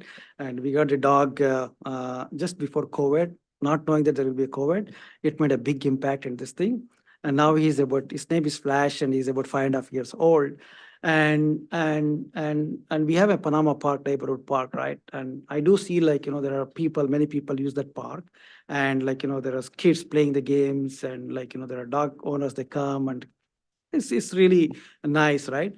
But I think I look around, like, even in the city of Sunnyvale, because during the COVID, a lot of people have adopted and got pets and everything. And I want to have an opportunity for pets just like us also to kind of go out and get a fresh air and, like, for some time. And I've been thinking also, like, it's easy to ask, like, give me a dog park, right? But I do understand, I put myself on your side too, right? It requires a lot of thinking. It's not just easy, right? There's a budget, there's a funding, there's the regulations, there's the approval process. You cannot get it 1 month and everything. So I kind of started to kind of think in that way, like, what could be a solution? And even the solution also, what could be a short-term solution and what could be a long-term solution, right? I would say, let's say, for example, I think, in fact, in my Panama Park too, right? Maybe something like, we can start with, give me 2 hours or 1 hour for a dog for off-leash park, right? It may just take, like, putting a board and letting the community know. That could be the easiest one, right? While we kind of, like, figure out what is the, like, long-term solution. Long-term solution would be, like, in a city of Sunnyvale, there's so many parks are there. Maybe we can have a dedicated space, like, where the pets owners can take it and play there too, right? And we are very fortunate, like, living in the Bay Area, surrounded by beautiful landscape and all everything. I do take my dog to, like, hiking and the trails and everything. But as far as comes to this thing, what is that city of Sunnyvale is concerned, like I said, I mentioned, like, it is not easy to kind of from the city of Sunnyvale to make a quicker decisions, but it has to be done because more and more people are adopting their pets. And especially in this age, I mean, not necessarily for younger kids and even elders also, pets are healing, it's kind of like, really healing. Trust me, it is healing. When I come home, the first person who comes running to me, like, nagging his tail is not my wife or my kids or this thing, him, right? He brightness of my day, right? I just realized that one, right? So it has a lot of benefits. I think it's important for we as a community and the city of Sunnyvale to figure out some solution. But in terms of how I go about it, in terms of, like, what is the short-term solution, what is the long-term solution, what could be the potential impacts while we figure out the long-term solution. That's how I would approach it. Thank you very much. I appreciate that. And as a dog owner, that resonated with me too. Thank you. Thank you, Ravi. So thanks for going through the process tonight. Council will be making its decision on Tuesday, May 21st. Okay. You don't need to be present for the council meeting, but the city clerk will contact you after that meeting with the final results. Thank you. Okay. And I Thank just you. want to say one last 30 seconds, like, you're all doing a great job. I really appreciate it, whether I get selected or not, right? And whether I get selected or not, I'll continue my journey. You've seen my profile too, right? Yep. I'm more outdoor, and I want to be there. And in our way, I can help, right? And continue to do so. But I really appreciate all that you do. Thank you very much. Have a great Thank you. night. Fantastic. Thank you. Thanks. City clerk, and our next person will be Jonathan Wilson. It's the person right after Charlene. It's the handwritten one from a packet standpoint. And first up will be Councilmember Mellinger. 1 second. That's fine. Jonathan, hi. I'm Sunnyvale Mayor Larry Klein. Thank you for being here. Thank you for applying. So I'll give you a quick overview of the process tonight. You have about 15 minutes. Each council member will have a chance to ask you a question. And so as you're going through and evaluating that and responding, keep that in mind with how long your answers are. First up is Councilmember Mellinger. Thank you very much. Thank you very much for applying again, Jonathan. It was great having you here last year. So my question for you is, have you had the opportunity to review our active transportation plan? And if so, are there any areas that you think, any areas for improvement that you find there? And just speaking generally, are there any areas for improvement in bicycle pedestrian infrastructure in the city that you'd like to call out? I haven't looked at it in a while. I know for last year I had read what I thought, what I was able to find online. And in the interim, I haven't done too much research, but I would say that I think the improvements around the Lawrence Station should likely be, continued. I like to see that there's a large housing element right next to the Caltrain station there, and I think it's lacking. I would say it seems to me more of the grocery options and had food restaurant type options around that immediate area. Anyway, there are some amenities you can add to make it more walkable. It's on Lawrence Expressway, but you could enable people not to have to drive quite as far to get to the needs of their daily lives. So I would consider going about that. And then I also like that I'm seeing right here north of downtown where I live on Matilda and Morris, they're redoing one of the intersections. There's like a right turning lane that's being reshaped so as not to interfere with the pedestrian crossing. I think that's an issue of safety. If you consider I guess intersections in particular are places where incidents can happen, and you'd want to make sure those are sufficiently safe. I think the safety around intersections and on the roadways with bike lanes and whatnot would likely be another area that we'd want to continue improving. Surely that's in the plan and there's some pace of expected improvement, but you might look at that again. And then the other aspect is just the impact that the Henley and other apartments in downtown are going to have on traffic and safety in that area. Presumably, it's going to be a very pedestrian-friendly community, and Sunnyvale, Saratoga is not super high. The speed limit is relatively low right next to the apartments there. That's great, but you would still want to make sure that the impact on north-south commutes is mitigated. Excellent. Thank you very much. There are a number of pedestrian pathway improvements that are being called out as part of the LSAP, but the comments about access to groceries, that is something we've all been hearing a lot as a major issue in North Sunnyvale. So thank you. Thank you. Next up is Councilmember Sell. Hi, thank you for interviewing. I think I met you maybe a year ago at the Charles Street Garden, and your background is in engineering and you bike. How does all the things that you do make you best fit to be a commissioner, but BPAC commissioner? Yeah, I think it's important that anyone who's on the BPAC is very familiar with the cycle routes around the city and pedestrian routes around the city. After my interview last year, I spoke with Richard, and I was very impressed by the council members and the fact that they knew what the bus routes around the city are. They're very concerned about how people are able to get around Sunnyvale, and I think that's something you really want to see, not just people who drive. Driving is important, but the city does more than that. So for me, being a cyclist is important to myself, and I think it puts me in a very close position to the issue that the BPAC is focused on. I'd definitely like to say I could increase the amount of time I spend walking about the city as well. So at any rate, those primary activities do bring me, I think, very close to the issue of safety. There's on my daily commute by bicycle, there's a memorial for someone who died on a motorcycle at the Lawrence Expressway, and I don't know how it happened or what, but it's a real issue that exists, and we'd like to address it and keep these things from happening. Okay, thank you.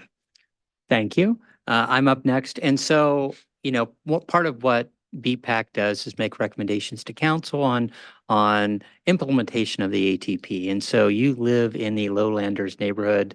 One of the things that was a big issue, of course, was Sunnyvale Avenue.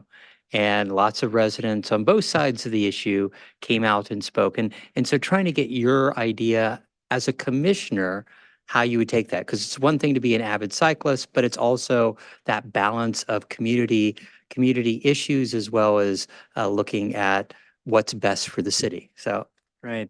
Yeah, I think for myself on Sunnyvale Avenue, I'd love to see wider bike lanes on that road. I know there's a section just north of downtown where there is no bike lane right around the train tracks. Yeah. Obviously not great for safety, but at the same time, you do have a lot of cars who are using that to get north to south. And De Anza is a very highly trafficked road just south of Sunnyvale. So obviously it's very important to balance the considerations there. And then you have people who are living on that street, and you can't impact them too much either because they've purchased their property. So I get that there is tension, and it's very important that the council do their best to balance all the voices and come up with a plan that works for most everyone.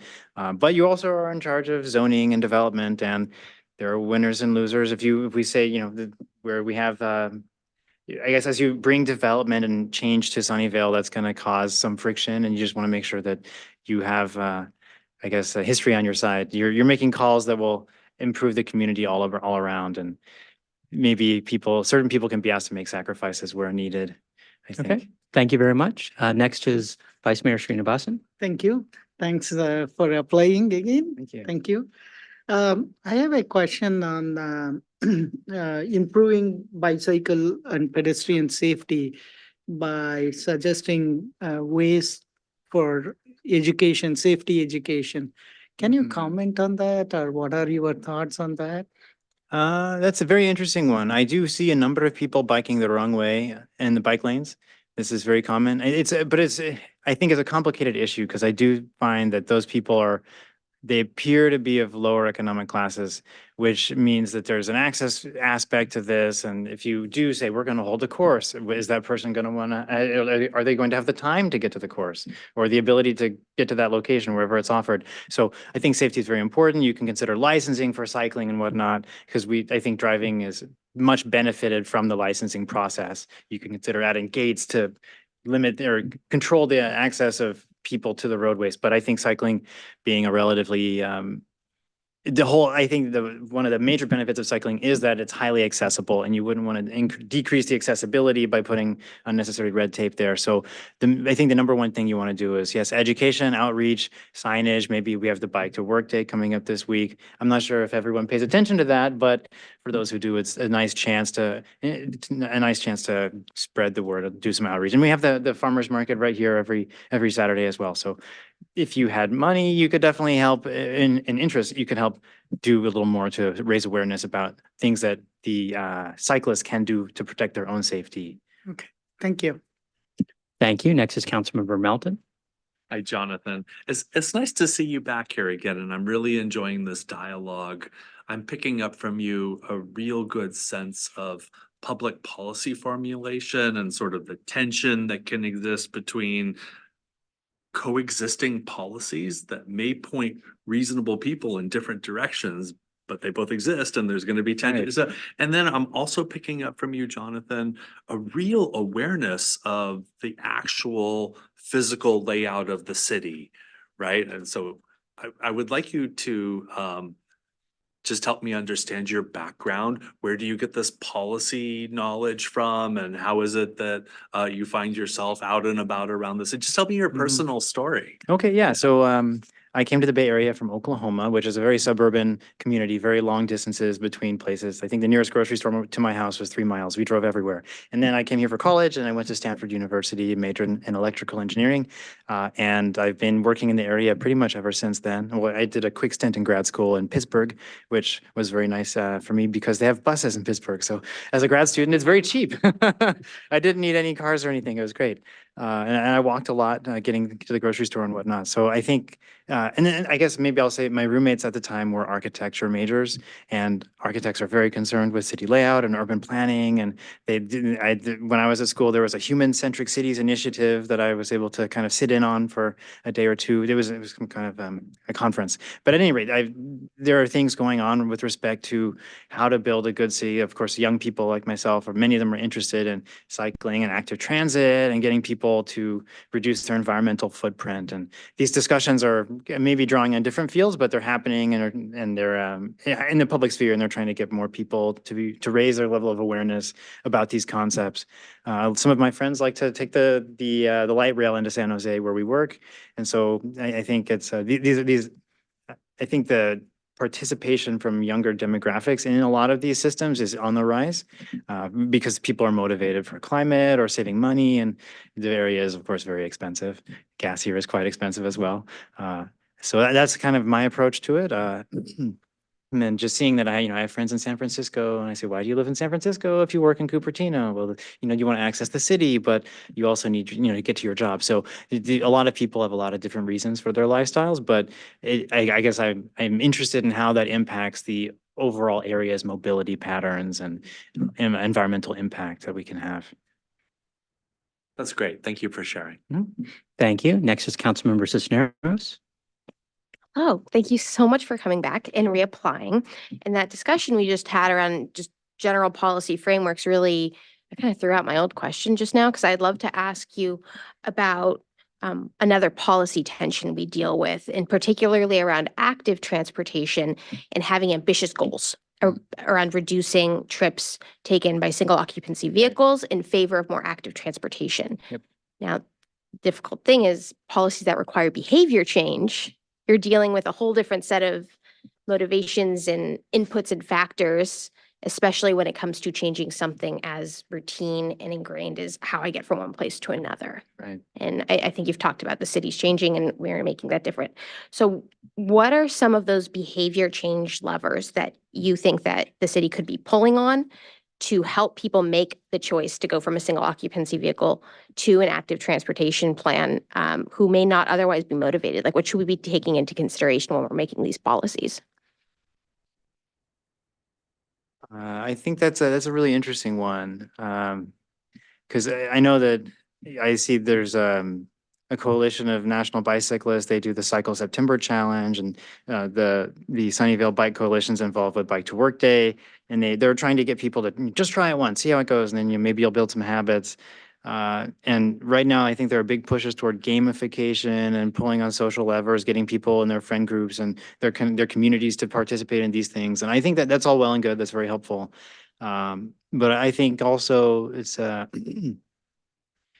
there's I think the trouble with active transit is I think there's a strong ableist angle on it. Myself, I'm a very dedicated athlete. I'm happy to bike 5 days a week and whatever, and then rest on the weekend if I need to. Point being, it works for me, but I know it's not going to work for everyone.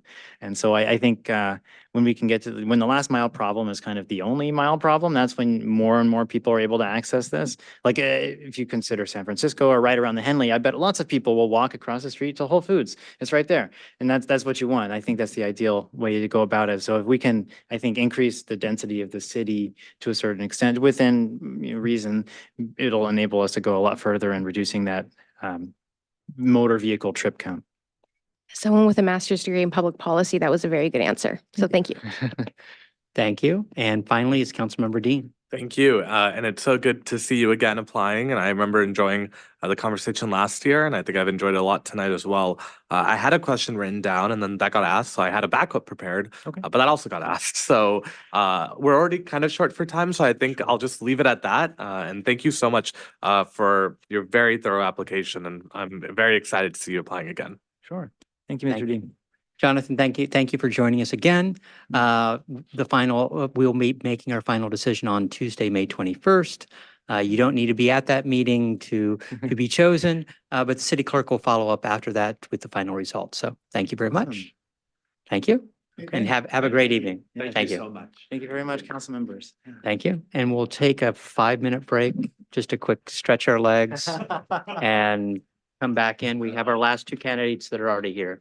But I wanted to stretch just like this. Oh, in fact, I had a footrest for my. Oh, that's good. Expert.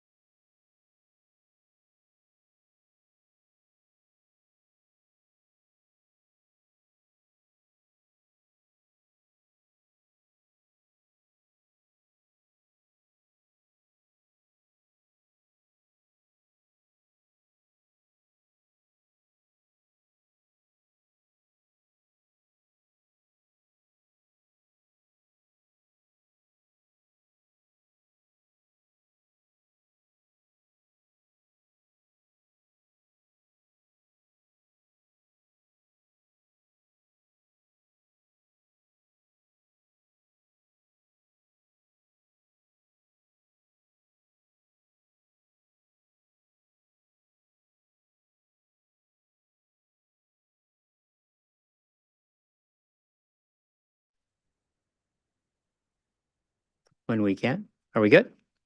Aye. Good evening, Tamir. So I'm Sunnyvale Mayor Larry Klein. Thank you for being here tonight. Thank you for applying.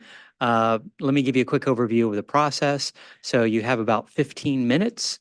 Every council member has a chance to ask you a question, so keep that in mind as you're giving those answers. First up is Councilmember Sell. Hi, thank you for wanting to participate in city government. So you expressed an interest in the Bike and Pedestrian Commission. What makes you specifically suited to be the best candidate for that commission? I don't know if I'm the best. I'm figuring it out. Why should we choose you? So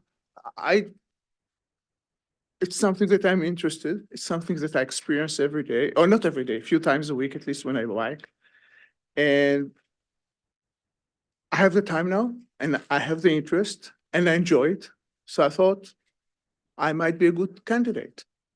I don't have any other backgrounds. Okay, Except thank for you. biking. Okay, thank you very much. You're welcome. Thank you. So I'm up next. And just as a question, so you hadn't watched any of the commission meetings when you put in your application. Did you get a chance to look online or attend by Zoom?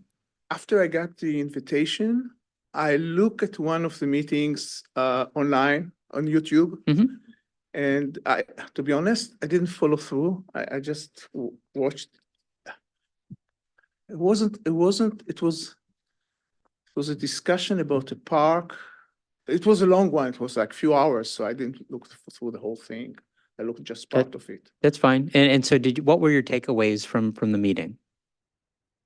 So you heard kind of the discussion, maybe a staff report, if you can remember the topic or. Yeah, the topic was, I think that there are two topics. One was the public transportation issue. VTA has a presentation. And the second one was about a park, which I couldn't figure out which park is it, some innovation is in the park, which I couldn't figure out exactly what park it is. I was trying to figure out. Okay. So I watched a little bit. To be honest, I didn't follow through, as I said. I just watched just to get the feel of what does it mean. It sounds to me totally reasonable. I mean, a very, very respectful process, very interesting. So I kind of like it. Let's put it this way. Okay, So I appreciate that. Thank you.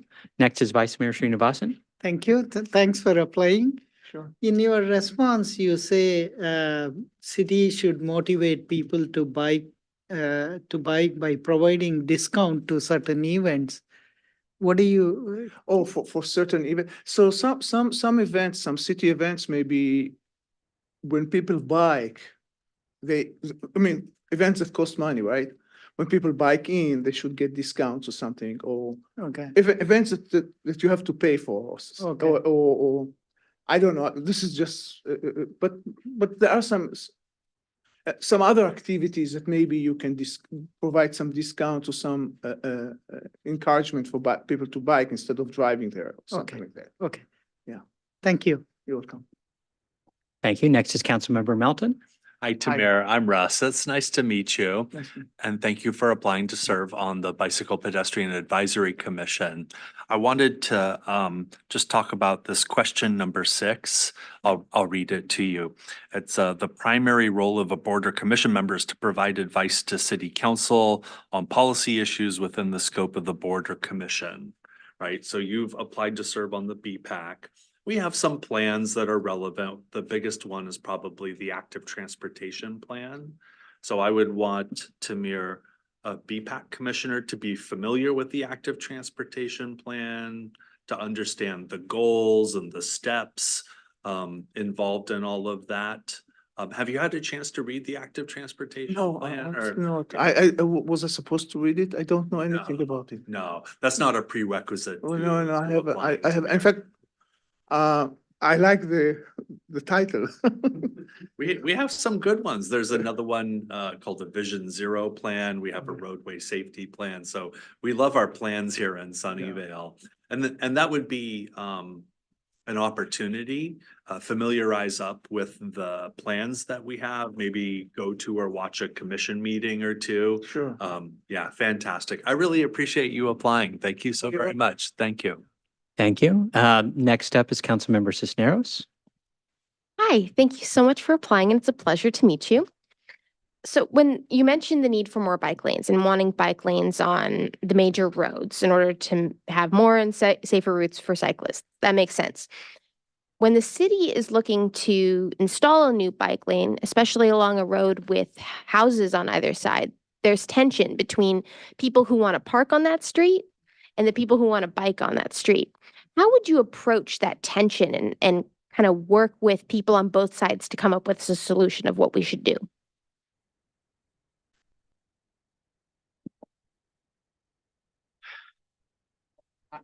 Honestly, I don't know.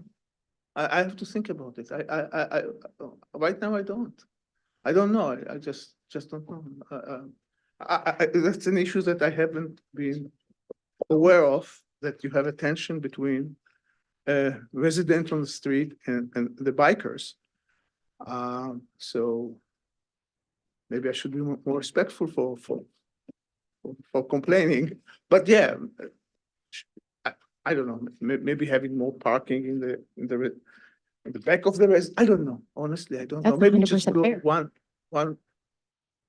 one location at a time and see if we can have another creative solution for the parking people in that area.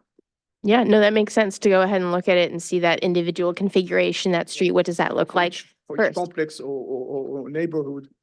Let's say if it's a complex building, let's say maybe we can find another place to find parking spots. If it's a neighborhood, maybe, I don't know. Honestly, I don't. And that is 100% a totally fair answer. So thank you. Thank you. Next up is Councilmember Dean. Thank you. Hi, it's such a pleasure to meet you, and thank you so much for applying. It's great to see your commitment to the city and to biking. When we kind of going off of what my colleagues have talked about, they kind of talk about specific issues, whether it be the active transportation plan or the interplay of residents and the needs of the city when doing new bike lanes. But just even on a larger level, when we're talking about bike infrastructure, biking across the city in general, from a policy perspective, what do you think are some of the biggest issues that are worth considering or that need to be kind of thought through as a member of the Bicycle Commission? One big issue, not big issue, but something that bothers me a little bit. I'm more now a leisure biker. So I bike mostly for my leisure. I just enjoy it. And I ended up biking in different areas, different cities, not in Sunnyvale. There is no really a nice trail that I should follow from my home to, for instance, north of Sunnyvale, where you have all those trails. I would like to see something like this. I don't want to go to this Stevens Creek trail so I would like to see some trails inside Sunnyvale so this is one thing that I would consider. Yeah, and of course, the side effect of it would be that other biker can benefit from it if they commute to work. I used to commute to work a lot, so. No, I think you've hit one of the problems exactly on the head. And I think in the active transportation plan, one of the things that's talked about is the idea of connecting the existing network, which would do exactly that. Right. So thank you for your lived experience there. And thank you for applying. Thank you. Next is Councilmember Mellinger. Thank you very much for applying, Mr. Ram. So actually, before serving on council, I was actually chair of the Bicycle Pedestrian Commission for 3 years, so very near and dear to my heart. So what I'd like to ask you is what areas, if you've got some specific areas in the city where you'd really like to see improved bicycle facilities, because there's one thing I know about cyclists, we all have the street that we hate, that we just want some improvements on. Yeah, one street that I definitely would like to see a pedestrian, not a bicycle lane is Bernardo. So Bernardo, most of it has bike lane, and then you get into Remington. And from Remington to Fremont, there is no bike lane, and maybe what Elisa said is as far as there is some tension about, but all of a sudden, now, by the way, it's a little bit dangerous segment of the road. Oh, sorry, it's a little bit dangerous segment of the road between Remington and Fremont. Many times I had to step aside just to let cars go by. So I would like to see that area finding a bike lane. As I said, the other thing which I find a little bit painful is if I want to go to to just for leisure biking in the areas that we do have trails. There is no way for me to go on the bike trail all the way there. I have to find side roads and things like that. Yeah, and that's one of the major issues facing the city on active transportation in particular is north-south connectivity. Yeah, and I'm not so sure it's easy. I'm trying to imagine what you should do, but I don't know. I mean, it's. Do check out the active transportation plan. It has a lot of good stuff in there. Okay. But yeah, that's certainly one of the I big will. challenges. I will. we're So facing. it is on the website, right? I guess. Yes. Yeah, I will. Yep. Definitely. All right, thank you so much. Yeah. Thank you. And so that was the last question. Thank you for going through the process. Okay. Beyond the active transportation plan, definitely take a look at one of the things that council approved was the Stevens Creek Trail extension that would go all the way to Fremont Avenue. So Stevens So I Creek don't have Trail to go on would be Bernard. very close. And the problem point past that is Bernardo. It's from Homestead where you're close to where you're living to Fremont along Bernardo. That's kind of the connection, but definitely a harder decision. But thank you for going through the process tonight, answering our questions. Council will be making its decision on May 21st. You don't have to be part of that meeting when we're making the decision. You can attend, you can watch online, or what ultimately will happen is the city clerk will give you that update the next day on what our final decision was. So So thank May you. 21st, I can watch it on YouTube. You can watch I it don't on- think I'll be here, so. Okay, I watch it too. that's fine. That's it, I guess, right? Yes, Thank you very much. thank you Have a very good much. night. Have a great Yeah. evening. Yeah, thank you Good so- night. so Thank you. Thank you. Good night. And city clerk, our last applicant.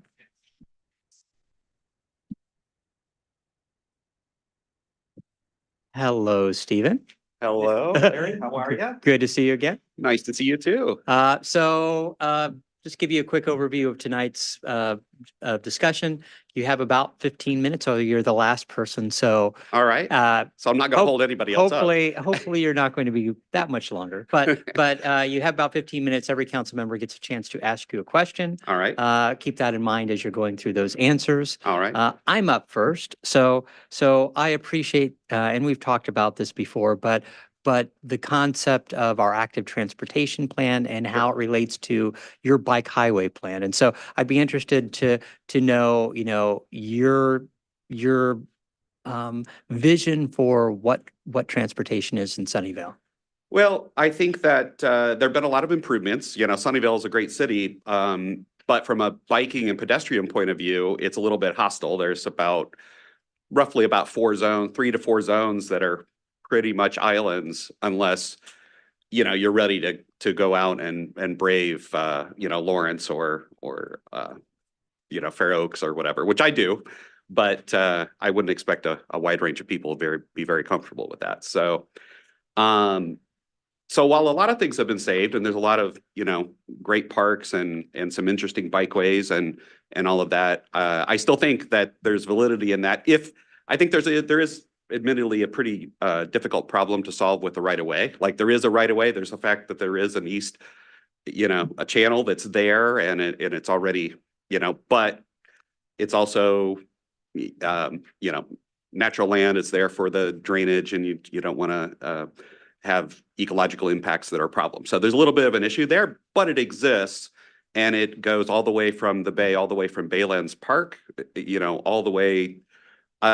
You can basically trace it to the other side of 280 or right up to 280, right? So it's a pretty amazing, possibility there.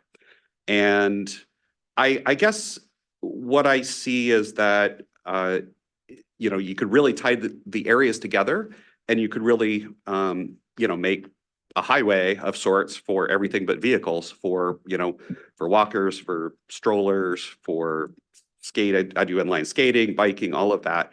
And you could tie together those areas that people can't really get between very easily.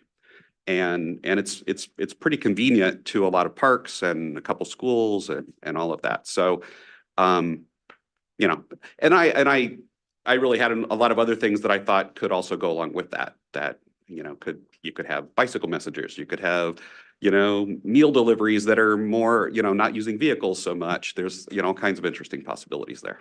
Fantastic. So thank you, and hopefully we'll see Valley Water really work on those channels, but that's another question and a longer discussion, but thank you. Sure. Next up is Vice Mayor Srinivasan. Thank you. Thanks for applying. In your application, there are two, you mentioned Jira and GitHub. Those two I use every day. So I know the value they provide, and then Right. The context you have used them also makes sense for me. So the question I had was more on the library related issues. Okay. You mentioned that technological evolution, that is internet, VR connectivity, VR content, and virtual job training. So I've been a technologist. I'm a mostly self-taught technologist, developer, entrepreneur, innovator for a really, like an embarrassingly long time, right? I started out on 8-bit Ataris and, that I bought with my, mowing money and in a small town in Ohio. So taught myself programming and that became my whole career. So in terms of background, I've done a few interesting things, lots of miscellaneous things. Some of you are old enough to remember AOL and BuddyList. So I wrote BuddyList for AOL as a contractor. Unfortunately, didn't become an employee. I missed out on a lot of stock options, but that got me to the DC area. So I was in the DC area for a while. I did the first successful web quoting system for Geico for car insurance.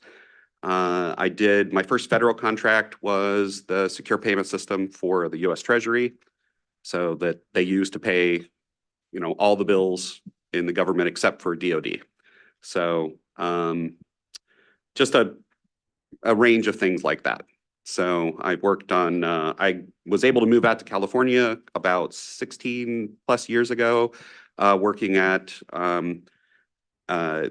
essentially working in the NASA Supercomputing Center at NASA Ames.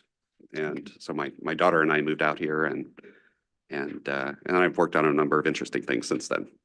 So, yeah, so I could go on too much, so. But yeah, so I've done a lot of development. I've done a lot of security related. I've been a member of InfraGard for a long time, had a CISSP since 2004. I've been working on sort of robotics on my own. I filed and prosecuted and got a patent issued on some robotics ideas and that kind of thing. So, okay, kind of a range. I'm also a photographer and we do a lot of bird photography and stuff like that. So kind of out in nature a lot. No, actually, I was specifically asking about virtual job training. Oh, my job training? No, virtual. Oh, virtual. Oh, I'm sorry. So I had I founded a startup that ran for 6 years until the pandemic blew everything up. And we were working on, it was an ed tech startup, and the idea was to be able to use the stickiness of 3D games for training and education, et cetera.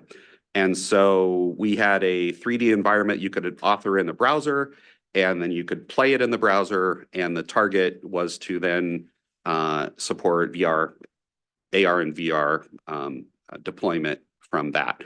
For the last year, I've been working on a VR streaming system that initially is about shared experiences for music events or other kinds of events, where you have a number of people who can socially meet in a VR environment. So from both of those, I've gone really deep in VR and AR and all of that, and also thought about the education training, that side of things. Okay. So there's a nonprofit that I'm working on starting that's sort of in that, working on trying to hack the education and training and helping people bootstrap without going into a huge amount of debt and providing alternatives for that. So that's still where I'm kind of working on a number of ideas. Okay, thank you. Thank you. Next up is Councilmember Melton. Hi, Stephen. It's nice to see you again. I don't know if you remember, you and I have crossed paths. You ran for city council in 2016, right? Did. Yeah, I was running for seat 5. I see. So you and I were aiming for different, you were running for seat 4, right? That's right. Yeah. With Larry. Yeah.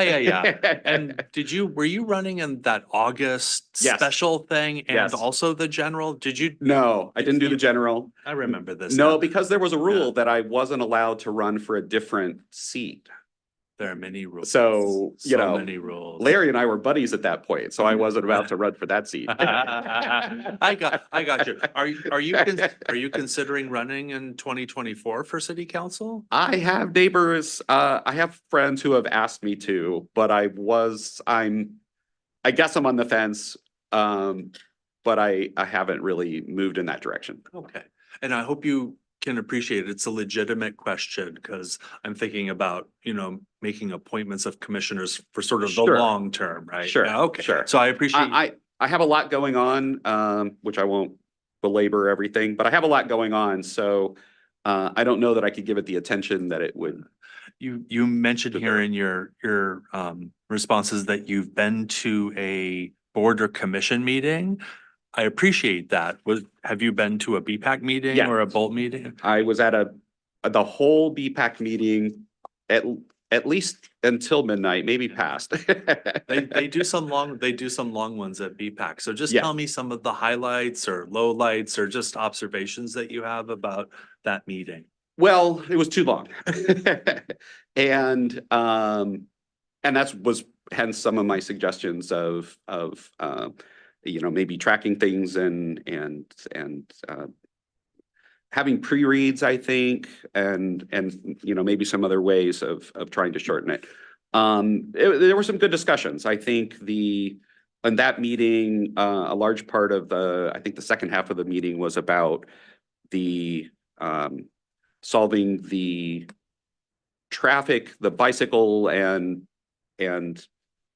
student and parent pickup and delivery of people at the high school.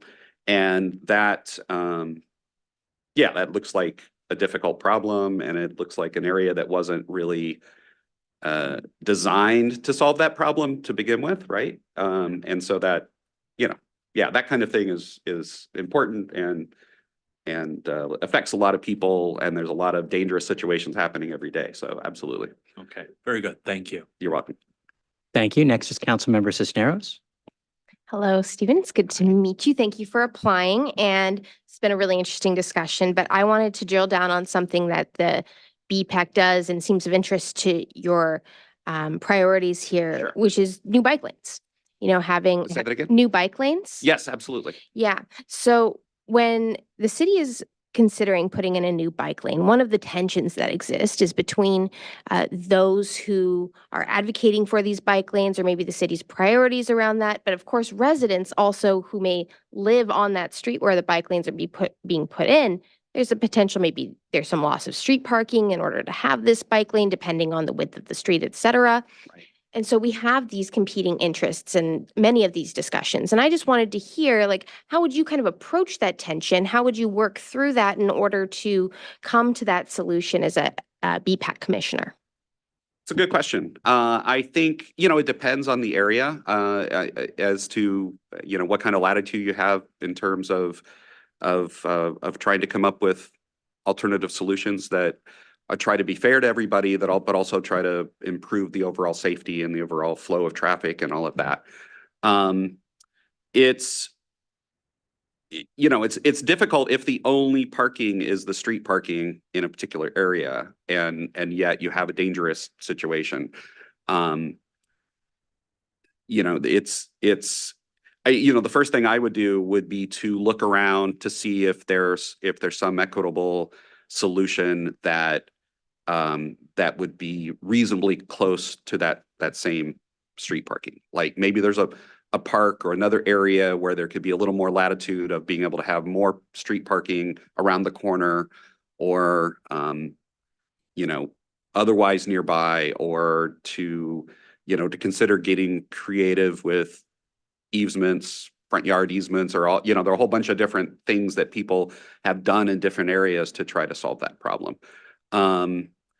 There is kind of a big tension that I think, my feeling used to be that You want parking, you want to make sure you have enough parking, if you build a big apartment building, you make sure it has enough parking in it, et cetera. But I've come to understand that can be at odds with having affordable housing and dense housing. And, if you build a high-rise apartment building near mass transit, you don't necessarily want to have full parking coverage, right? It becomes more of a choice of, well, it could be a lot less expensive and a lot more walkable, et cetera, for certain housing to not have quite as much parking. And but when you're talking about areas where people have existing residences, they have existing parking, it is a big deal to take that away, right? So you want to be pretty reluctant about it. And so I would try pretty hard to find some other solution. Maybe you put the bike lane only on one side. Maybe you multiplex the sidewalk in the easement area in a better way, so that you effectively have a bike lane, but they haven't affected the parking quite as much, right? Things like that. Excellent. Thank you so much. You're welcome. Thank you. Next is Councilmember Dean. Thank you. And hi, it's a pleasure to meet you. And thank you so much for applying. We've talked a little bit about the BPAC a lot tonight, but I know you also put down the Board of Library Trustees. So I'd love to hear a little bit of your thinking about our city's libraries and why you're applying to it and what you think the benefit would be of serving on it. Well, I think we have great libraries. I've, in the past, for instance, I've taken advantage of the USPTO presence at the library, right? Which is pretty unique for a lot of libraries. I spent a lot of time at libraries when I was younger. I now tend to buy too many books. I have thousands of books at home, but I still go to libraries for a fair number of things, and I think they're extremely important for especially young people and for sort of everybody who is not building too big of a library at home. And I think that it's become an interesting nexus of creating a baseline of not only core knowledge and printed matter, et cetera, but also multimedia, internet access, being sort of a social and meeting place, and even being in a lot of probably nearly everywhere to some extent, but strongly in some areas, even being a bit of a social safety net, right, for a broad range of people. And I think all of that's really important. At the same time, in some areas, it's become a battleground for ideological, issues, et cetera.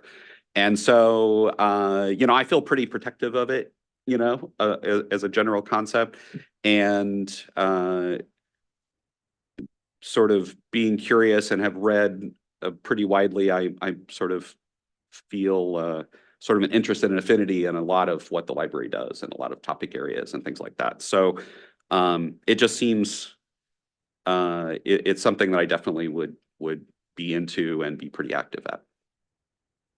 Thank you. Thank you. Next is Councilmember Mellinger. Thank you very much for applying, Mr. Williams. So I was actually chair of the Bicycle Pedestrian Commission for 3 years before I joined council, so very near and dear to my heart.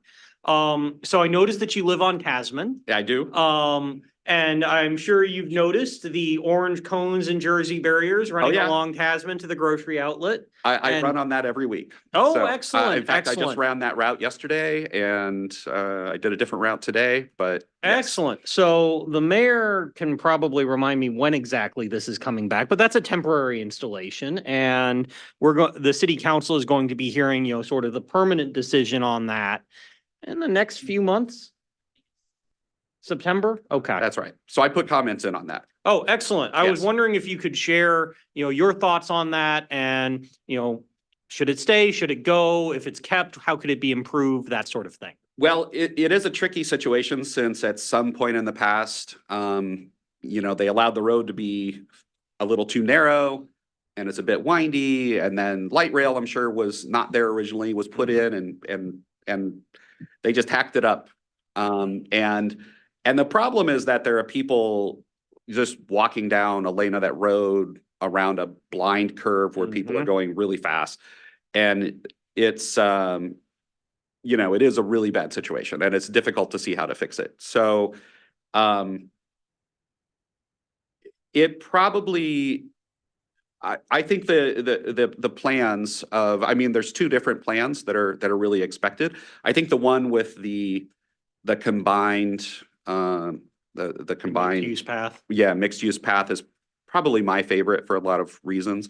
And I think that it's worth losing a lane for that, absolutely. And even if it's a lane on both sides, I think that you can do things to expedite the traffic through there so that you don't need both lanes, right? So if you're smarter about the lights, if you have more active lights, if you know, perhaps there's a way to do you know, a little more predictive handling or something that to just prevent backups on that.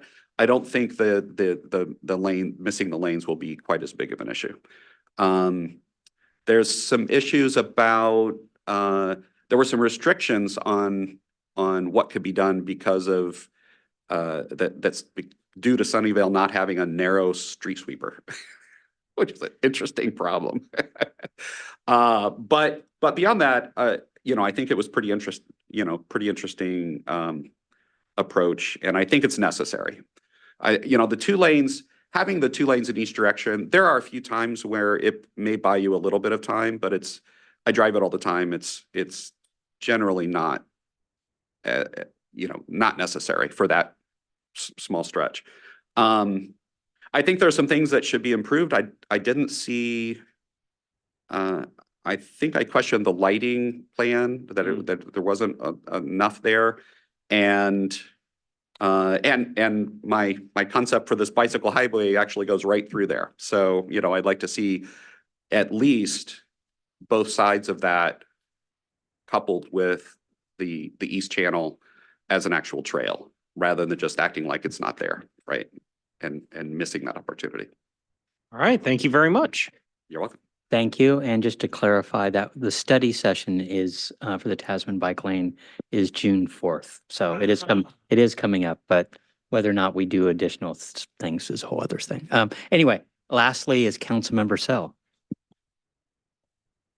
Hi, thank you for interviewing.